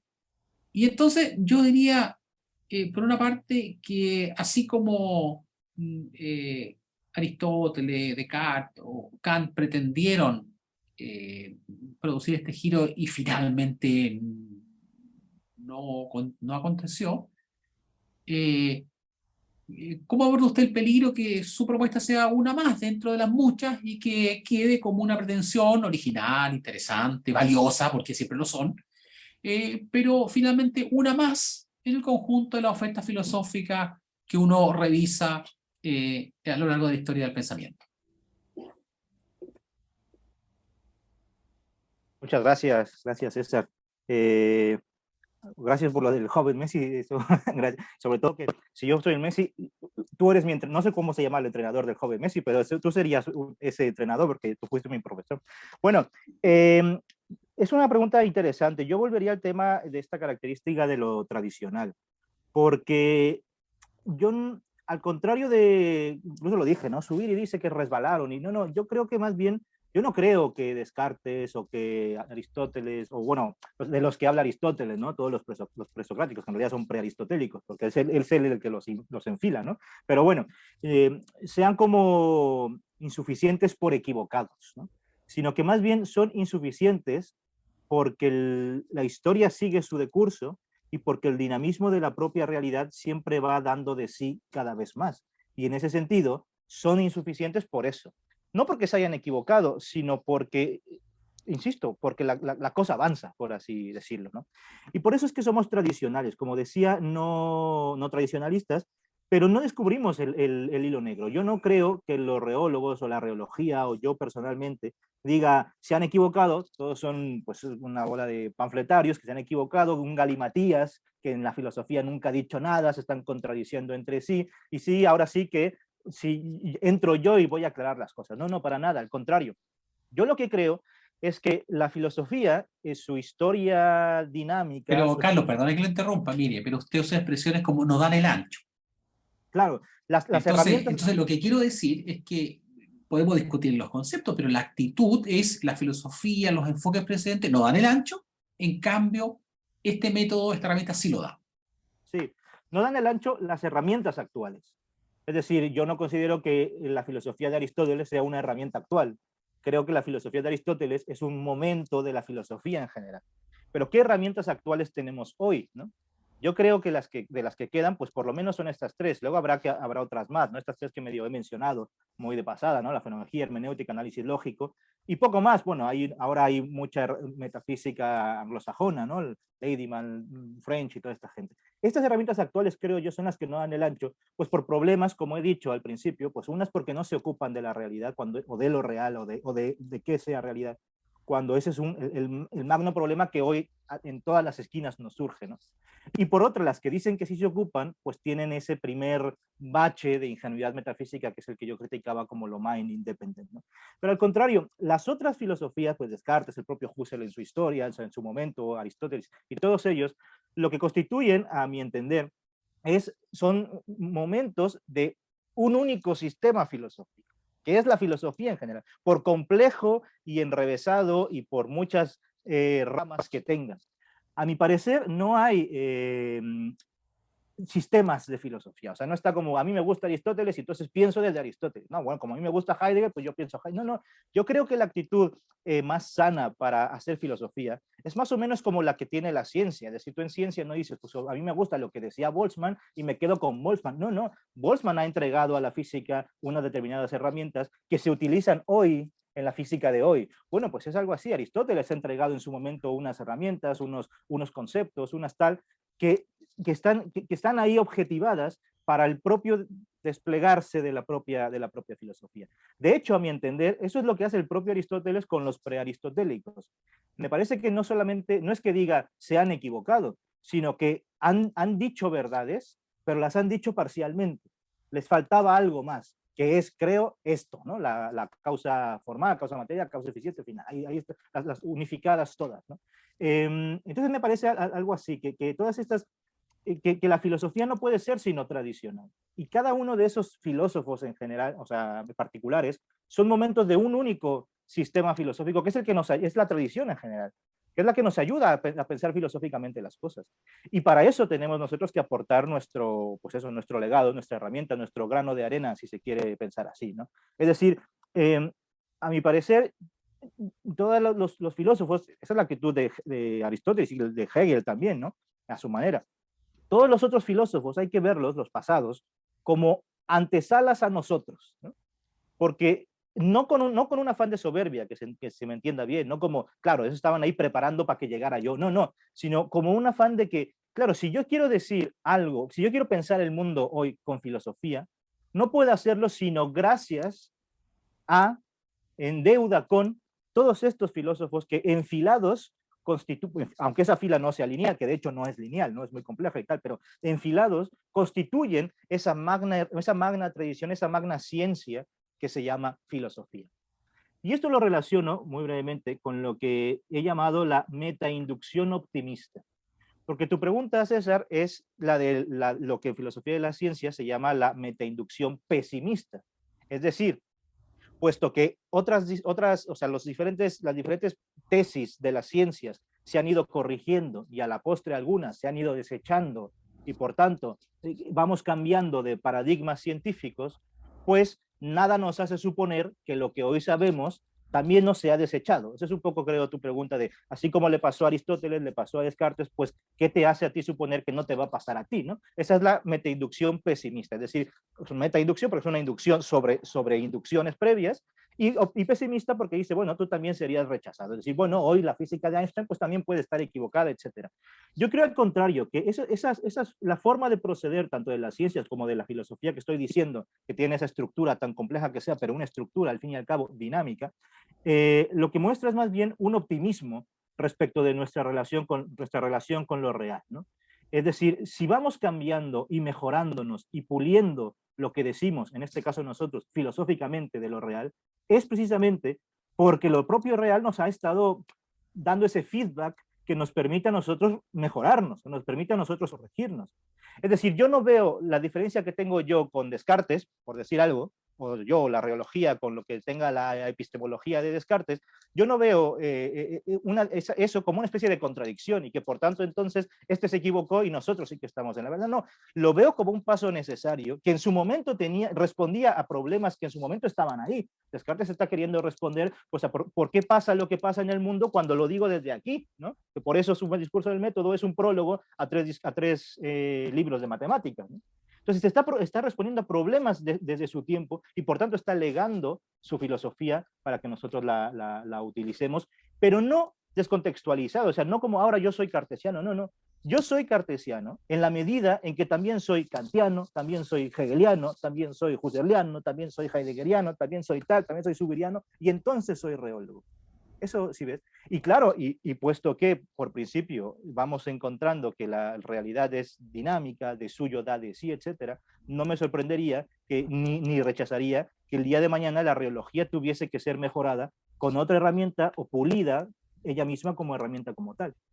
Lo único que digo es que a día de hoy, con las herramientas que hoy tenemos, las que hoy se utilizan, es la reología, esa es la apuesta y por eso estamos creando, inventando, si se quiere decir, esa es la apuesta. A día de hoy es la reología la que puede tratar, la que puede y trata, de hecho, con esos problemas, a diferencia de las otras. Pero si lo hace porque justamente ha cogido a la tradición como su bagaje, como su background, sin el cual no puede funcionar.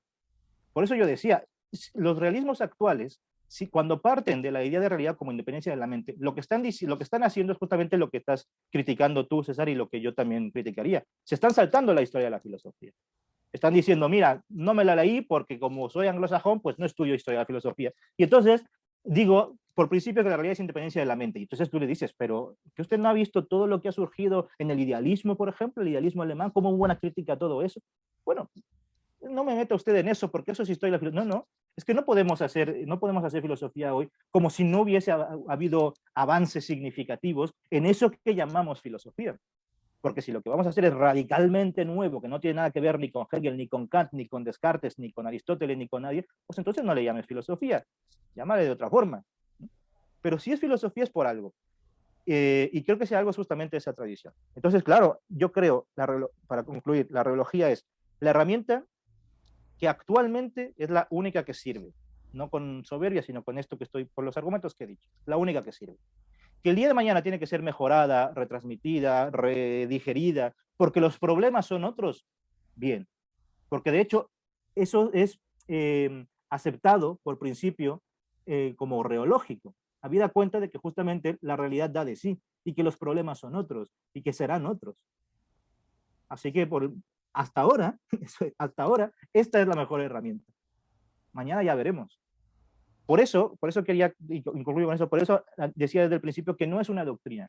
No tenemos unas tesis, ¿no? que haya que defender como un núcleo duro, no, no. Lo que decimos reológicamente, por ejemplo, la realidad no es sustancia, es estructura, por ejemplo. Esa tesis es una conclusión de la investigación reológica, no una premisa que tengamos los reólogos para luego decir lo que queramos decir. Es una conclusión, es decir, ¿cómo hemos concluido eso? Ah, bueno, pues vamos a las cosas, vemos lo que dice la ciencia, vemos lo que está diciendo el arte o qué sé yo, y vemos que en efecto, ahí en cada caso no se están acusando a las cosas como sustancias, sino como estructuras. Y entonces concluimos filosóficamente que las cosas son estructuras. ¿No? Pero entonces es una conclusión, no una tesis que haya que defender.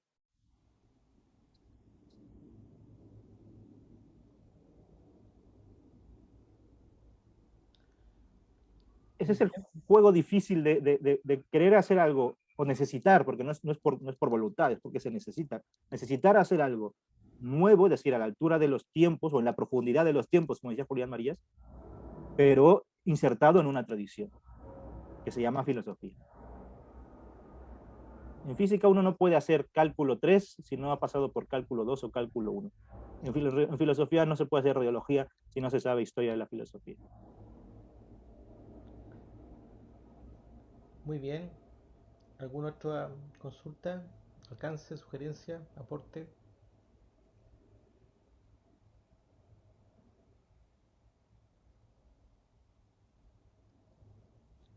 Buenas, ¿sí me escuchan? Muy bien, sí, José.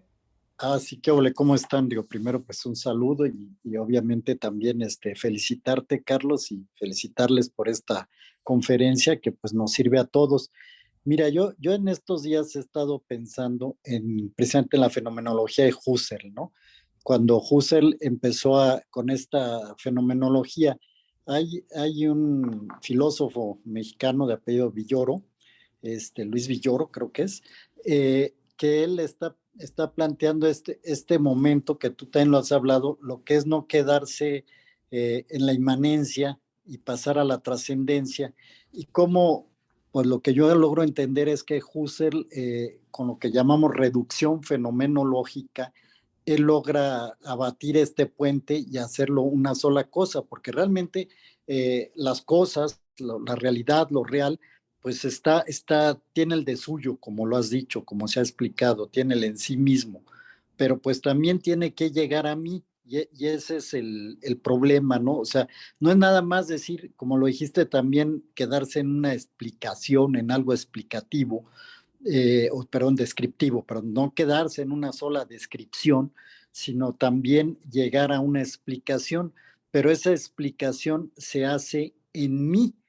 O sea, tomo, sí, de las ciencias, de los conocimientos, de la experiencia, de todo, pero esa explicación se hace en mí. Entonces, yo agarrando un poco esto de la reología, ¿verdad? Que tiene un camino de ida y un camino de vuelta. O sea, la analogía tú lo describes como el camino de ida y la reología como el camino de vuelta. Entonces, entender un poco más cómo es esa vuelta, o sea, porque Zubiri dice que es profundización, que es ir a adentrarse y hundirse en la realidad hasta llegar al elemento más profundo.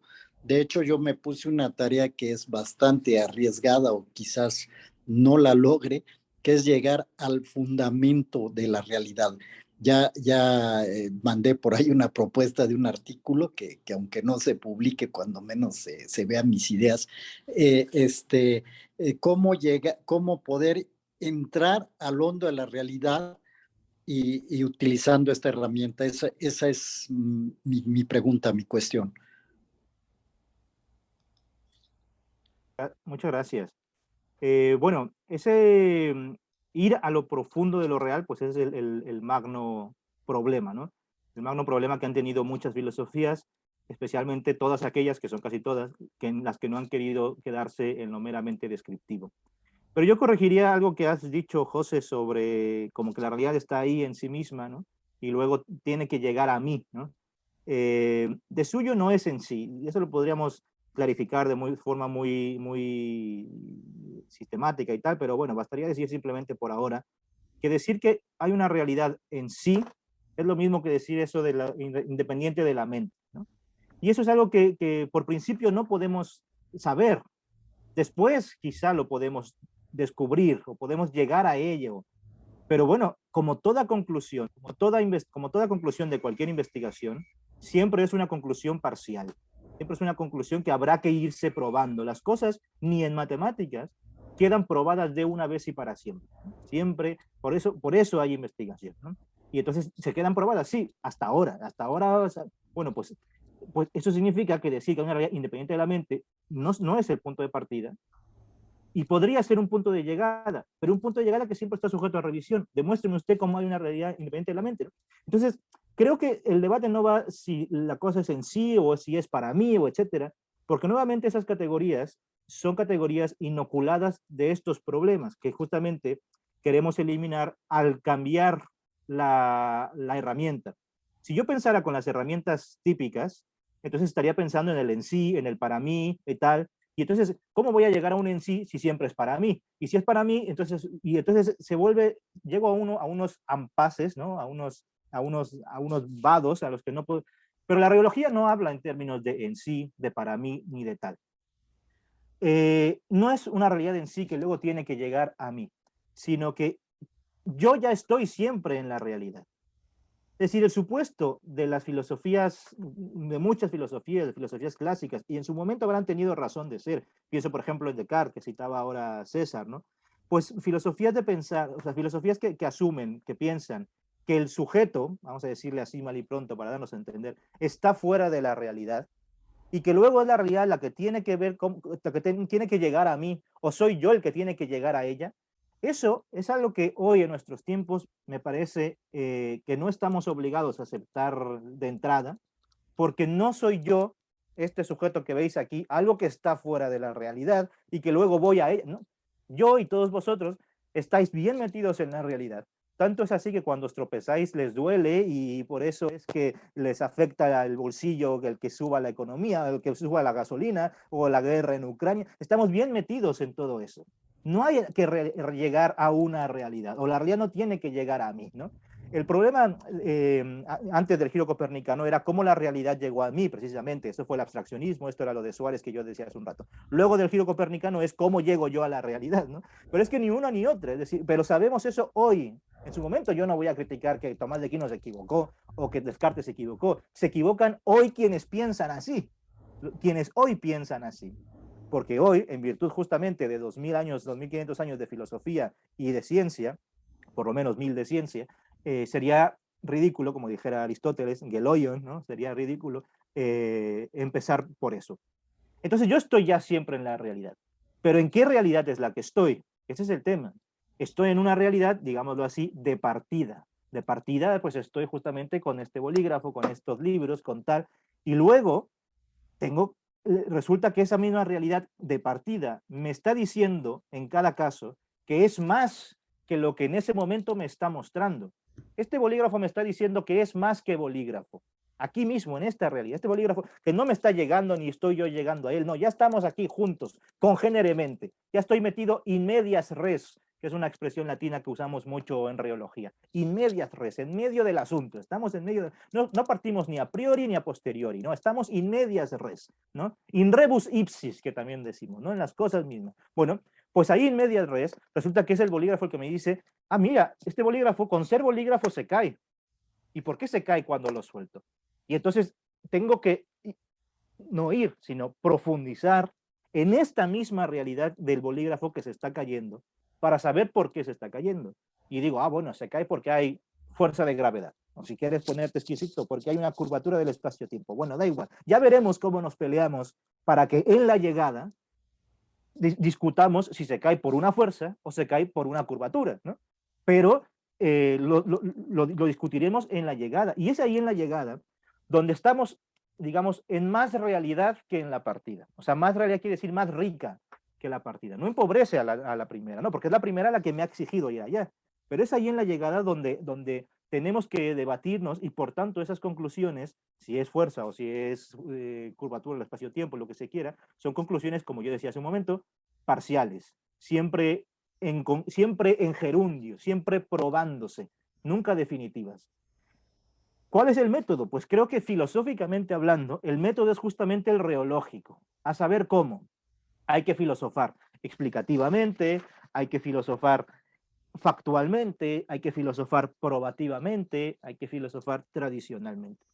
Si yo obvio o dejo de lado estas 4 características, o alguna de estas 4 características, porque hay que usar las 4 a una. Esa es digamos, la ventaja o virtud o condición de la reología, que hay que usar las 4 a una, por lo menos esas 4. Porque si yo obvio alguna, si yo la dejo de lado, pues me parece que estaríamos nuevamente errando el camino, por ese camino por el que tú preguntas, José, estaríamos errando el método. Porque imagínate que dejo de filosofar factualmente y entonces me pongo especulativo, ¿no? Y entonces empiezo a decir, no, bueno, si fuéramos cerebros en cubetas, y entonces nos puede estar engañando un científico loco y tal. Bueno, pero no me hable usted de científicos locos, que me basta con los científicos que tengo aquí. ¿Por qué suponer que soy un cerebro en cubeta? Es decir, no puedo partir de ahí. Que luego lo concluya, bueno, puede que sí, puede que haciendo las investigaciones todos conjuntos, los filósofos con los físicos y los matemáticos y los teólogos y tal, resulta que lleguemos a una conclusión que dijera, ala, si somos cerebros en cubetas. Bueno, pero como conclusión, y por tanto habrá que seguirla probando, pero no como premisa. ¿Por qué partiríamos de un mundo alternativo a este? Eso es justamente un error metodológico de las filosofías contemporáneas, justamente, ¿no? Entonces, eso es, ¿cuál es el método? No, primero, no es llegar a la realidad, ya estamos en ella. Luego es profundizar en esta en la que estamos. Y esa profundización, para hacerlo filosóficamente, creo que es menester hacerlo reológicamente, o sea, probativamente, explicativamente, factualmente, etc. Y eso se ve, por ejemplo, en nuestro seminario de realidad y proceso, por ejemplo, que no hay solo reólogos, hay científicos y filósofos de muchos colores y sabores, en los que se ve justamente cuando unos filosofan pues a priori o mundos posibles o qué pasaría si, ¿no? El contrafactual, etcétera. Justamente el contrafactual o el contrafáctico es contrario a filosofar factualmente, ¿no? Y claro, se va la especulación, literalmente, se va la especulación por derroteros en los que al final dejamos de lado el tema que teníamos para ese día, ¿no? Ese día teníamos que hablar del espacio-tiempo. Bueno, pues cuando empieza uno a priori, al qué pasaría si, a los cerebros en cubetas, terminamos en otra cosa y se nos ha ido de las manos entender filosóficamente qué era eso del espacio-tiempo, por no habernos atenido probativamente, factualmente, etcétera, a lo que en este ejemplo del espacio-tiempo pues nos están diciendo los cosmólogos o etcétera, ¿no? Lo mismo cuando hablamos del arte o lo que sea. No te quiero decir si nos ponemos en temas de religión, como ahí todavía más vuela la cosa, o como vimos en una de las temporadas de Realidad y Proceso, cuando hablamos de la psique humana, ¿no? De lo estrictamente humano, ahí parece que todo el mundo tiene algo que decir, ¿no? Porque yo quiero defender esto, yo aquello. No, bueno, sí, pero primero, antes de defender las premisas, hagamos la investigación. ¿Y cómo? Mira, yo te sugiero, reológicamente hablando, que no especules. Te sugiero que no partas de premisas a priori. Te sugiero que pruebes lo que dices, etcétera. Probar, insisto, con esta idea de dejarnos las cosas claras para todos, ¿no? No probar un silogismo o lo que se quiera, silogísticamente, ¿no? Que también, pero no solo. Este es el método. ¿Cómo? Pues reológicamente, con lo que estuvimos explicando la hora pasada. Gracias, Carlos. Hay una pregunta ahí más de María Guadalupe.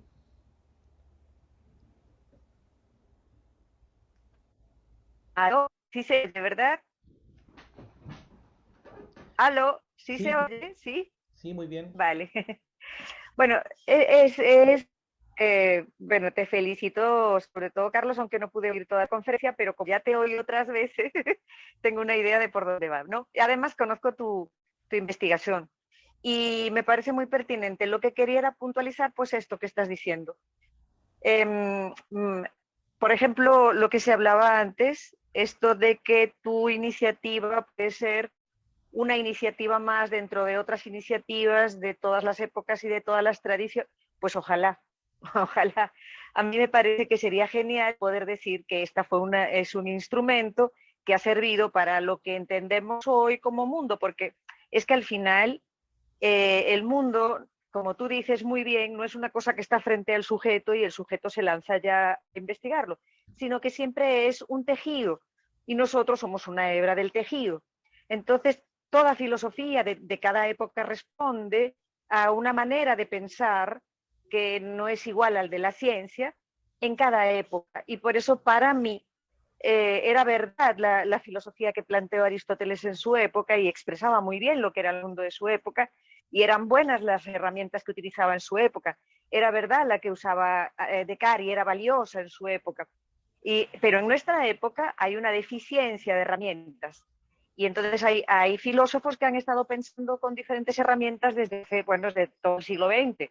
Y tenemos a los procesuales y tenemos esto y otro y se van afinando las herramientas. Entonces la reología parece ser una herramienta que va un poco más allá de, por ejemplo, la procesual, por este movimiento que tiene de ida y vuelta. Me parece interesante, me parece de lo más interesante de la reología. Y aunque se parece, bueno, ya Whitehead había planteado un poco esto de cómo investigar, ¿no? Que si el aeroplano que sube, piensa la cosa, vuelve a las cosas, obtiene resultados y vuelve a pensar, así, ¿no? Pero considero que un poco por ahí va la biología con sus investigaciones.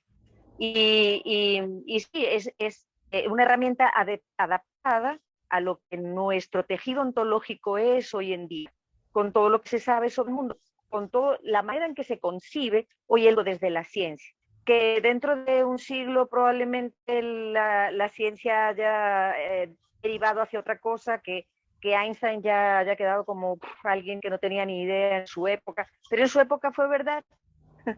Entonces, la filosofía se tiene que ir con los tiempos, tiene que ir con los tiempos y sus herramientas tienen que ser desarrolladas en cada tiempo y sin obviar, por supuesto, pues lo que otras ramas del conocimiento proponen y exponen.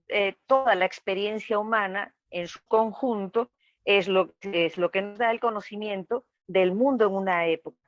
Y la reología pues, puede ser un instrumento excelente para la nuestra en particular. A lo mejor para el siglo que viene no, pero para este puede funcionar muy bien. Y eso es que yo espero. Y te felicito. Y además sigo ahí. Muchas gracias, Lupe. Sí, sí, hay otras herramientas, ¿no? Por ejemplo, pues tú has mencionado las filosofías del proceso que se están haciendo hoy en día, whiteheadianas y no whiteheadianas, ¿no? De hecho, tú bien sabes, pues, que la reología tiene mucha cercanía con la filosofía del proceso, sin autodenominarse una filosofía del proceso, ¿no? Porque, bueno, todo depende de qué se va a entender por proceso. Y como debatíamos en el seminario Realidad y Proceso, en el que estás tú, pues decíamos que probablemente proceso no sea sino una expresión del dinamismo, pero todo proceso es dinamismo, pero no todo dinamismo es proceso. Y en ese sentido, pues la reología, aunque está cercana a estas herramientas más nuevas como la filosofía del proceso, sin embargo no está dentro de ellas como tal, ¿no? Y como tú bien sabes, pues en tu libro este de compilación y tal, pues está ahí ese artículo mío de pensar la filosofía del proceso como una especie de precursoras de la reología.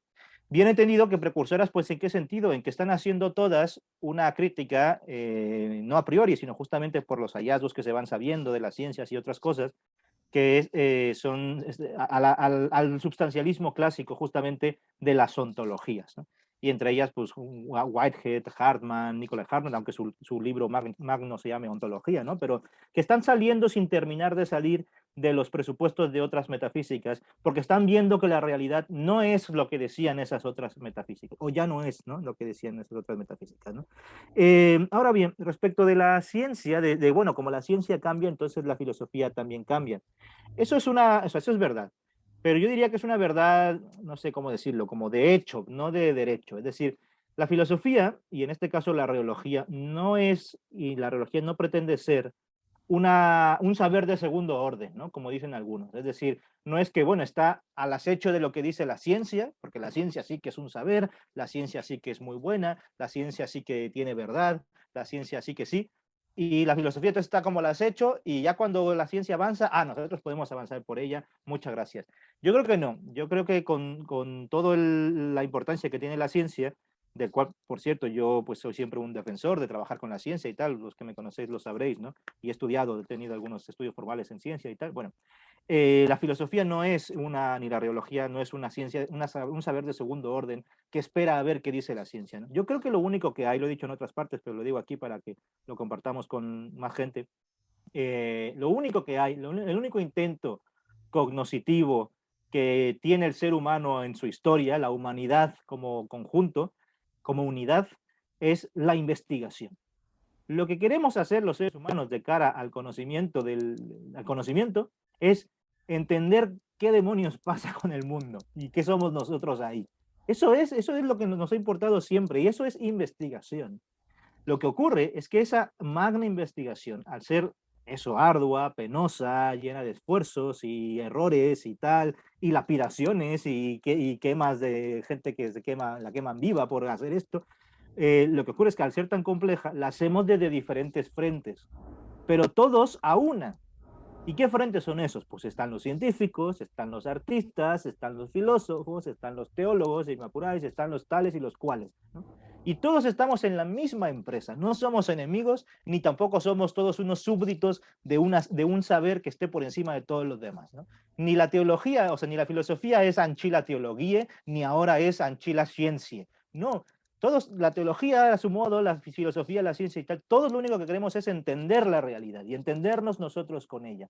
Y hay que ir atacando ese problema desde diferentes frentes. Entonces, la filosofía no trabaja para la ciencia, ni la ciencia trabaja para la filosofía. Eso que se dice mucho de los filósofos, los científicos tienen que saber filosofía, si no, no. Bueno, sí, deberían, pero ¿y los filósofos no tienen que saber de ciencia? No, eso siempre se nos olvida, ¿no? Vemos la pajita en el ojo ajeno y no vemos la nuestra. No, yo creo que lo que hay que hacer es trabajar en conjunto. Y de hecho es lo que la historia de la humanidad ha mostrado, que en el fondo, o que realmente, o que de hecho lo que se hace es trabajar en conjunto. Y estamos entre todos desenmarañando de a poco este complejo entramado, este complejo entretejido que es la realidad. Como decía Zubiri, y tú que lo has traído también a colación, si mal no recuerdo, por intentar rascar unas esquirlas, ¿no? a ese complejo de la realidad. Claro, ese en ese sentido. Y ahora, dicho eso, esto significa, y lo hilo con lo que decías al principio de tu comentario, Lupe, esto significa que yo no diría exactamente, pero entiendo lo que quiere decir con eso de que Aristóteles era verdad en su tiempo, Descartes era verdad en su tiempo, pero entiendo lo que quiere decir, no lo diría expresamente así, pero sí que es verdad que lo entiendo porque creo que eso acusa algo que es menester sacar a la luz y decirlo abiertamente. La idea de verdad que debemos tener hoy en día tiene que ser nueva. No podemos pensar que la verdad es algo así como la adecuación de lo que decimos o pensamos o de nuestras teorías más sofisticadas de la ciencia o lo que sea, con una realidad independiente de la mente. Porque ya hemos criticado reológicamente desde la filosofía que la realidad no se define por ser independiente de la mente. Puede ser independiente de la mente, qué duda cabe. Yo no estoy diciendo que no existía el mundo hace 13.770 millones de años. No estoy diciendo tonteras, no estoy diciendo tonteras. Claro que existía, sí, pero no estoy diciendo que eso sea realidad por ser independiente de la mente. Estoy diciendo que es realidad por de suyo dar de sí. Y por tanto, si la idea de realidad cambia, nuestra idea de verdad también tiene que cambiar. Y no es lo mismo decir que es verdad que esta carpeta es marrón, que es una verdad de perogrullo, trivial, porque hace falta ver la carpeta, por así decir, a decir que el marrón es una longitud de onda que llega al globo ocular y después llega al lóbulo occipital y tal, y entonces se decodifica como lo que llamo marrón. Los dos juicios o las dos aseveraciones son distintas y por tanto la idea de verdad que se maneja en cada caso es diferente y no podemos identificar una con la otra sobre riesgo de decir trivialidades. Por tanto, la segunda verdad, o sea, la idea de verdad que se juega en lo segundo, que no es una verdad de perogrullo, no es simplemente una verdad por adecuación y ya está con una realidad independiente, no. Es una verdad vamos a decirlo mal y pronto, de cómo las propias cosas nos van entregando a nosotros, entre comillas, lo que son. Y nosotros con nuestra parca inteligencia o razón impura, vamos de a poco medio entendiendo lo que las cosas nos están medio diciendo. Esa es la idea. Y entonces por eso decimos, bueno, es una longitud de onda. Pero antes decíamos pues que la luz no era una longitud de onda, que la luz era un flujo que viajaba por un medio mecánico, que era el éter, etcétera, ¿no? Es decir, no es que simplemente antes había verdades y por tanto esas filosofías, no, sino que la propia idea de verdad cambia porque aquel referente de la verdad, llámese realidad, es dinámico. Y por tanto nuestra idea de verdad tiene que ser otra. Una verdad más bien en lontananza, una verdad por aproximación, una verdad que admita errores, ¿no? Por ejemplo, claro que sí, etcétera. Entonces, el esfuerzo al final, no tanto de la reología cuanto de los reólogos, es por entender las cosas de otro modo, porque las herramientas que tenemos ahora para entenderlas no nos ayudan a entenderlas. Si yo sigo pensando en la idea de verdad como antes, es que no puedo entender por qué la ciencia cambia. No puedo entender por qué de Newton a Einstein. No puedo entender por qué la idea de belleza ha cambiado. La idea de belleza para los griegos era imitación. La idea de belleza para los vanguardistas no es eso. Ningún vanguardista quiere imitar la naturaleza. Y sin embargo sigue siendo bello. ¿Por qué las cosas? Claro. Entonces hay que modificar nuestras herramientas nuevamente. Y en este caso creo que la reología es la que, al no heredar preconcepciones o prejuicios previos, pues puede servirnos mucho. Muy bien. Carlos, por el tiempo, ya llevamos casi 2 horas. Eh, yo te felicito nuevamente y te felicito también por el tercer número de tu revista que, que- que luego va a aparecer. Carlos, tengo una muy breve consulta. Eh, ha surgido a raíz de algunas cosas que quiero escribir sobre la realidad del mal. Subir en el texto sobre el sentimiento y la voluntad, creo que es. Hay un capítulo sobre el mal. Entonces recién me preguntaba, pensemos en tres situaciones fuertes, ¿cierto? La peste, la guerra, el hambre, que tú recién hiciste mención a una de ellas, la guerra. Eh, Dentro de esos 4 elementos de probación, claro, uno puede decir, yo puedo tener una aprobación de la peste, puedo tener una aprobación de la guerra, perdón, del hambre, pero la pregunta es, ¿cómo tengo aprobación de la guerra? No me refiero a los problemas económicos, sino tal vez a lo mejor aunando estos 3 elementos y utilizando el término filosófico, cómo tener probación del mal, porque en rigor nadie quiere tener probación del mal. Entonces, ¿cómo se ajusta tu instrumento para para ese problema filosófico que lleva siglos? Muy, muy interesante pregunta. La verdad que nunca me habían preguntado algo semejante y me gusta, porque para eso hay que hacer esta clase de encuentros con gente nueva, ¿no? Es muy interesante. El problema del mal, como sabéis, pues es un problema gigantesco que muchos han intentado meterle el diente y algunos incluso han llegado a la convicción de que el problema del mal, a la conclusión de que el problema del mal es un problema teológico y no filosófico, porque al final solo se presenta ante la idea de que el mundo tiene que ser bueno, etcétera, ¿no? Y concretamente, pues, para las religiones abrámicas, porque pues hay religiones, pienso en el maniqueísmo, en el zoroastrismo, etcétera, donde el mal no es un problema, es algo que está ahí y ya está, ¿no? Hay que vivir con él. Yo creo que esa es una solución un poco, o sea, no es una solución, ¿no? Eh, pero también sí que es verdad que esta misma gente, o más bien la gente contraria, la gente que quiere meterse el problema del mal regularmente se hace, sí que es verdad, desde un ambiente más bien teológico o ideológico, religioso, si se quiere, y entonces por principio se parte de que el mal no tiene realidad, ¿no? Y entonces no tiene ser, que se decía antes, ¿no? Es privatio boni, que eso viene desde San Agustín y otros atrás. Y por tanto, porque claro, como todo es bueno, la bondad o el bonum, ¿no? Lo bueno es un trascendental, es decir, el ser solo por ser ya es bueno, ¿no? Lo que significa que es, como tú has dicho ahora, es el término de la voluntad. Tú has dicho, nadie quiere el mal, ¿no?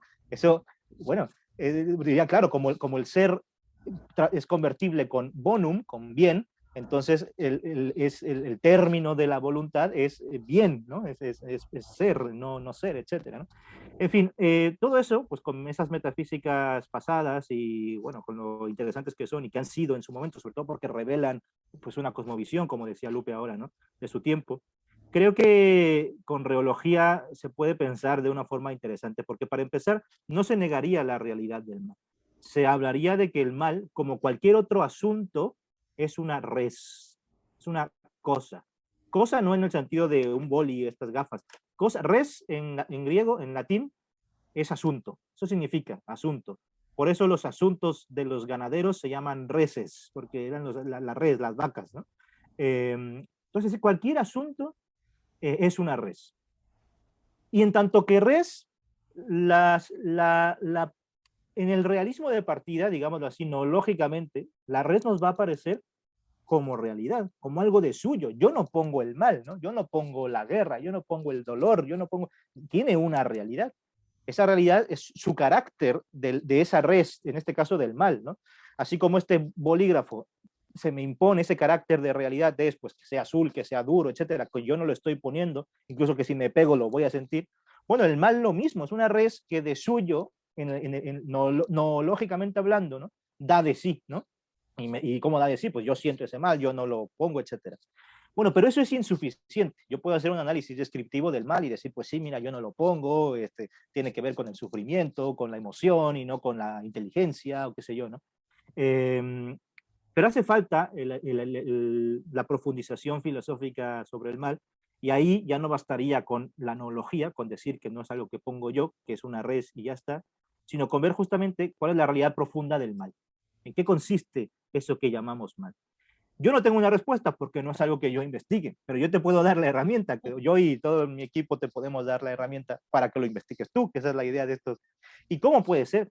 Pues eso, hay que estudiar el mal, pues probativamente, explicativamente, factualmente. No, esto significaría, y por seguir con lo que decía al inicio de tu pregunta, no como lo hacían las filosofías en otro tiempo, ¿no? Pues parto a priori de que el mal no es real, y a priori entonces que todo es bueno, y luego pues tengo que, como parto de esas premisas, tengo ahora que justificarlas. Y bueno, pues me invento, voy a decirlo muy mal y muy pronto, me invento el mito de la caída o lo que se quiera. No partamos de ideas a priori. Vamos a ver aquellas res, perdón, en latín res, plural y singular es igual, aquellas res en donde se está acusando el mal. Y entonces ahí investigarla. Decimos que la guerra es un mal. Venga, pues vamos a informarnos sobre qué es la guerra. No especulemos, vayamos a explicativamente, factualmente, probativamente, etc. Y esas probaciones, como tú dices, ¿cómo probarlo, no? Pues son siempre, como son gerundivas, ¿no? Siempre se van dando en gerundio, dinámicamente, no quedan probadas de una vez y para siempre. Son individuales, sociales e históricas. Lo que llamamos mal individualmente depende en buena medida de la sociedad en la que estamos y del momento histórico en el que estemos, ¿no? Supongo que la guerra en otros contextos ha significado, pues no sé, la liberación de la patria. Ahora que en Chile se van a festejar las fiestas patrias, era una guerra y no significa un mal, ¿no? Es justamente el bien que hay que hacer para liberarnos del mal que es la opresión, por ejemplo, ¿no? Entonces, hay que ver en este momento a qué se está llamando mal, cuál es esa res que se llama mal, y entonces ver en qué consiste, sin especular, probativamente, factualmente, no a priori, etc. Es un trabajo arduo. Yo te sugiero que, como es un trabajo arduo, como todos en filosofía, no lo investigues solo, sino que te eches mano de tu sociólogo de cabecera, de tu politólogo de cabecera, de tu teólogo de cabecera, porque es un trabajo que hay que hacer así. Porque justamente es con estas otras saberes, la sociología, la politología, lo que se quiera, en el asunto de la guerra, quiero decir, pues como estaremos informados de esa res que se llama mal o que se llama guerra. Eso nos ayuda a mantenernos presos, reos de esa res. Muy bien. Y cuando lo tengas, aunque sean conclusiones parciales, nos la mandas a nuestra revista, que nos gustaría mucho. Muy bien, Carlos. Ha sido muy interesante tu presentación, tu ponencia, muy, muy profunda. Y invitarte, y felicitarte, ante todo, invitarte a una segunda, tercera, no sé, lo que disponga la vida y Dios. eh, ha sido bastante fructífero. Vamos a estar en contacto. En principio queda solamente grabada la primera parte, a pesar de que queda grabada la segunda, y eso sería conversable contigo si tú aceptas que se ponga en el sistema de YouTube. Después en la semana ahí lo conversamos tranquilamente. Te Yo, agradecemos. Hay bastante ausencia, hay mucha gente que está en terreno. Merardo tuvo que operarse de los ojos, así que César, en realidad ha estado medio complicado el mes. En Chile el mes de septiembre es bastante complejo, no, yo sé, así que hay bastante ausencia, pero igual el número de personas que se presentó es digno de mencionar. Así que, bueno, felicitarte y darle gracias a todos los invitados por su amor a la investigación, porque estamos coincidiendo en eso. Es muy importante la investigación. Con la investigación vamos desentrañando, ¿cierto?, las esquirlas de verdad que decía Zubiri. Bueno, sin más, muchas gracias, Carlos, muchas gracias a todos los participantes, felicitaciones nuevamente y ver si en un futuro estamos nuevamente reunidos. muchas gracias a ti, Juan, por la invitación, gracias a los asistentes por las participaciones. Yo desde ya te digo que puedes subir a internet no solamente la primera parte, sino cuanto más la segunda, porque luego no se suben los coloquios y ahí salen muchas cosas muy interesantes, que son las inquietudes de la gente y ver que si tenemos una respuesta para eso. Así que si los demás aceptáis, yo la segunda parte también la subiría. Depende del orden. Y sí, perdón, y nada, decir que, bueno, ya se fue creo que este chico que decía lo de la inteligencia artificial y eso. ¿Cómo contactar conmigo? Pues ahí está, sí, pueden. Ahí ya tenéis el correo en el chat, carlossierralechuga@filosofiafundamental.com, y podéis entrar en contacto conmigo todos. No hago distinción. Así que muchas gracias a vosotros. Y eso, al contrario, muchas gracias a vosotros, no a mí. Gracias. Gracias.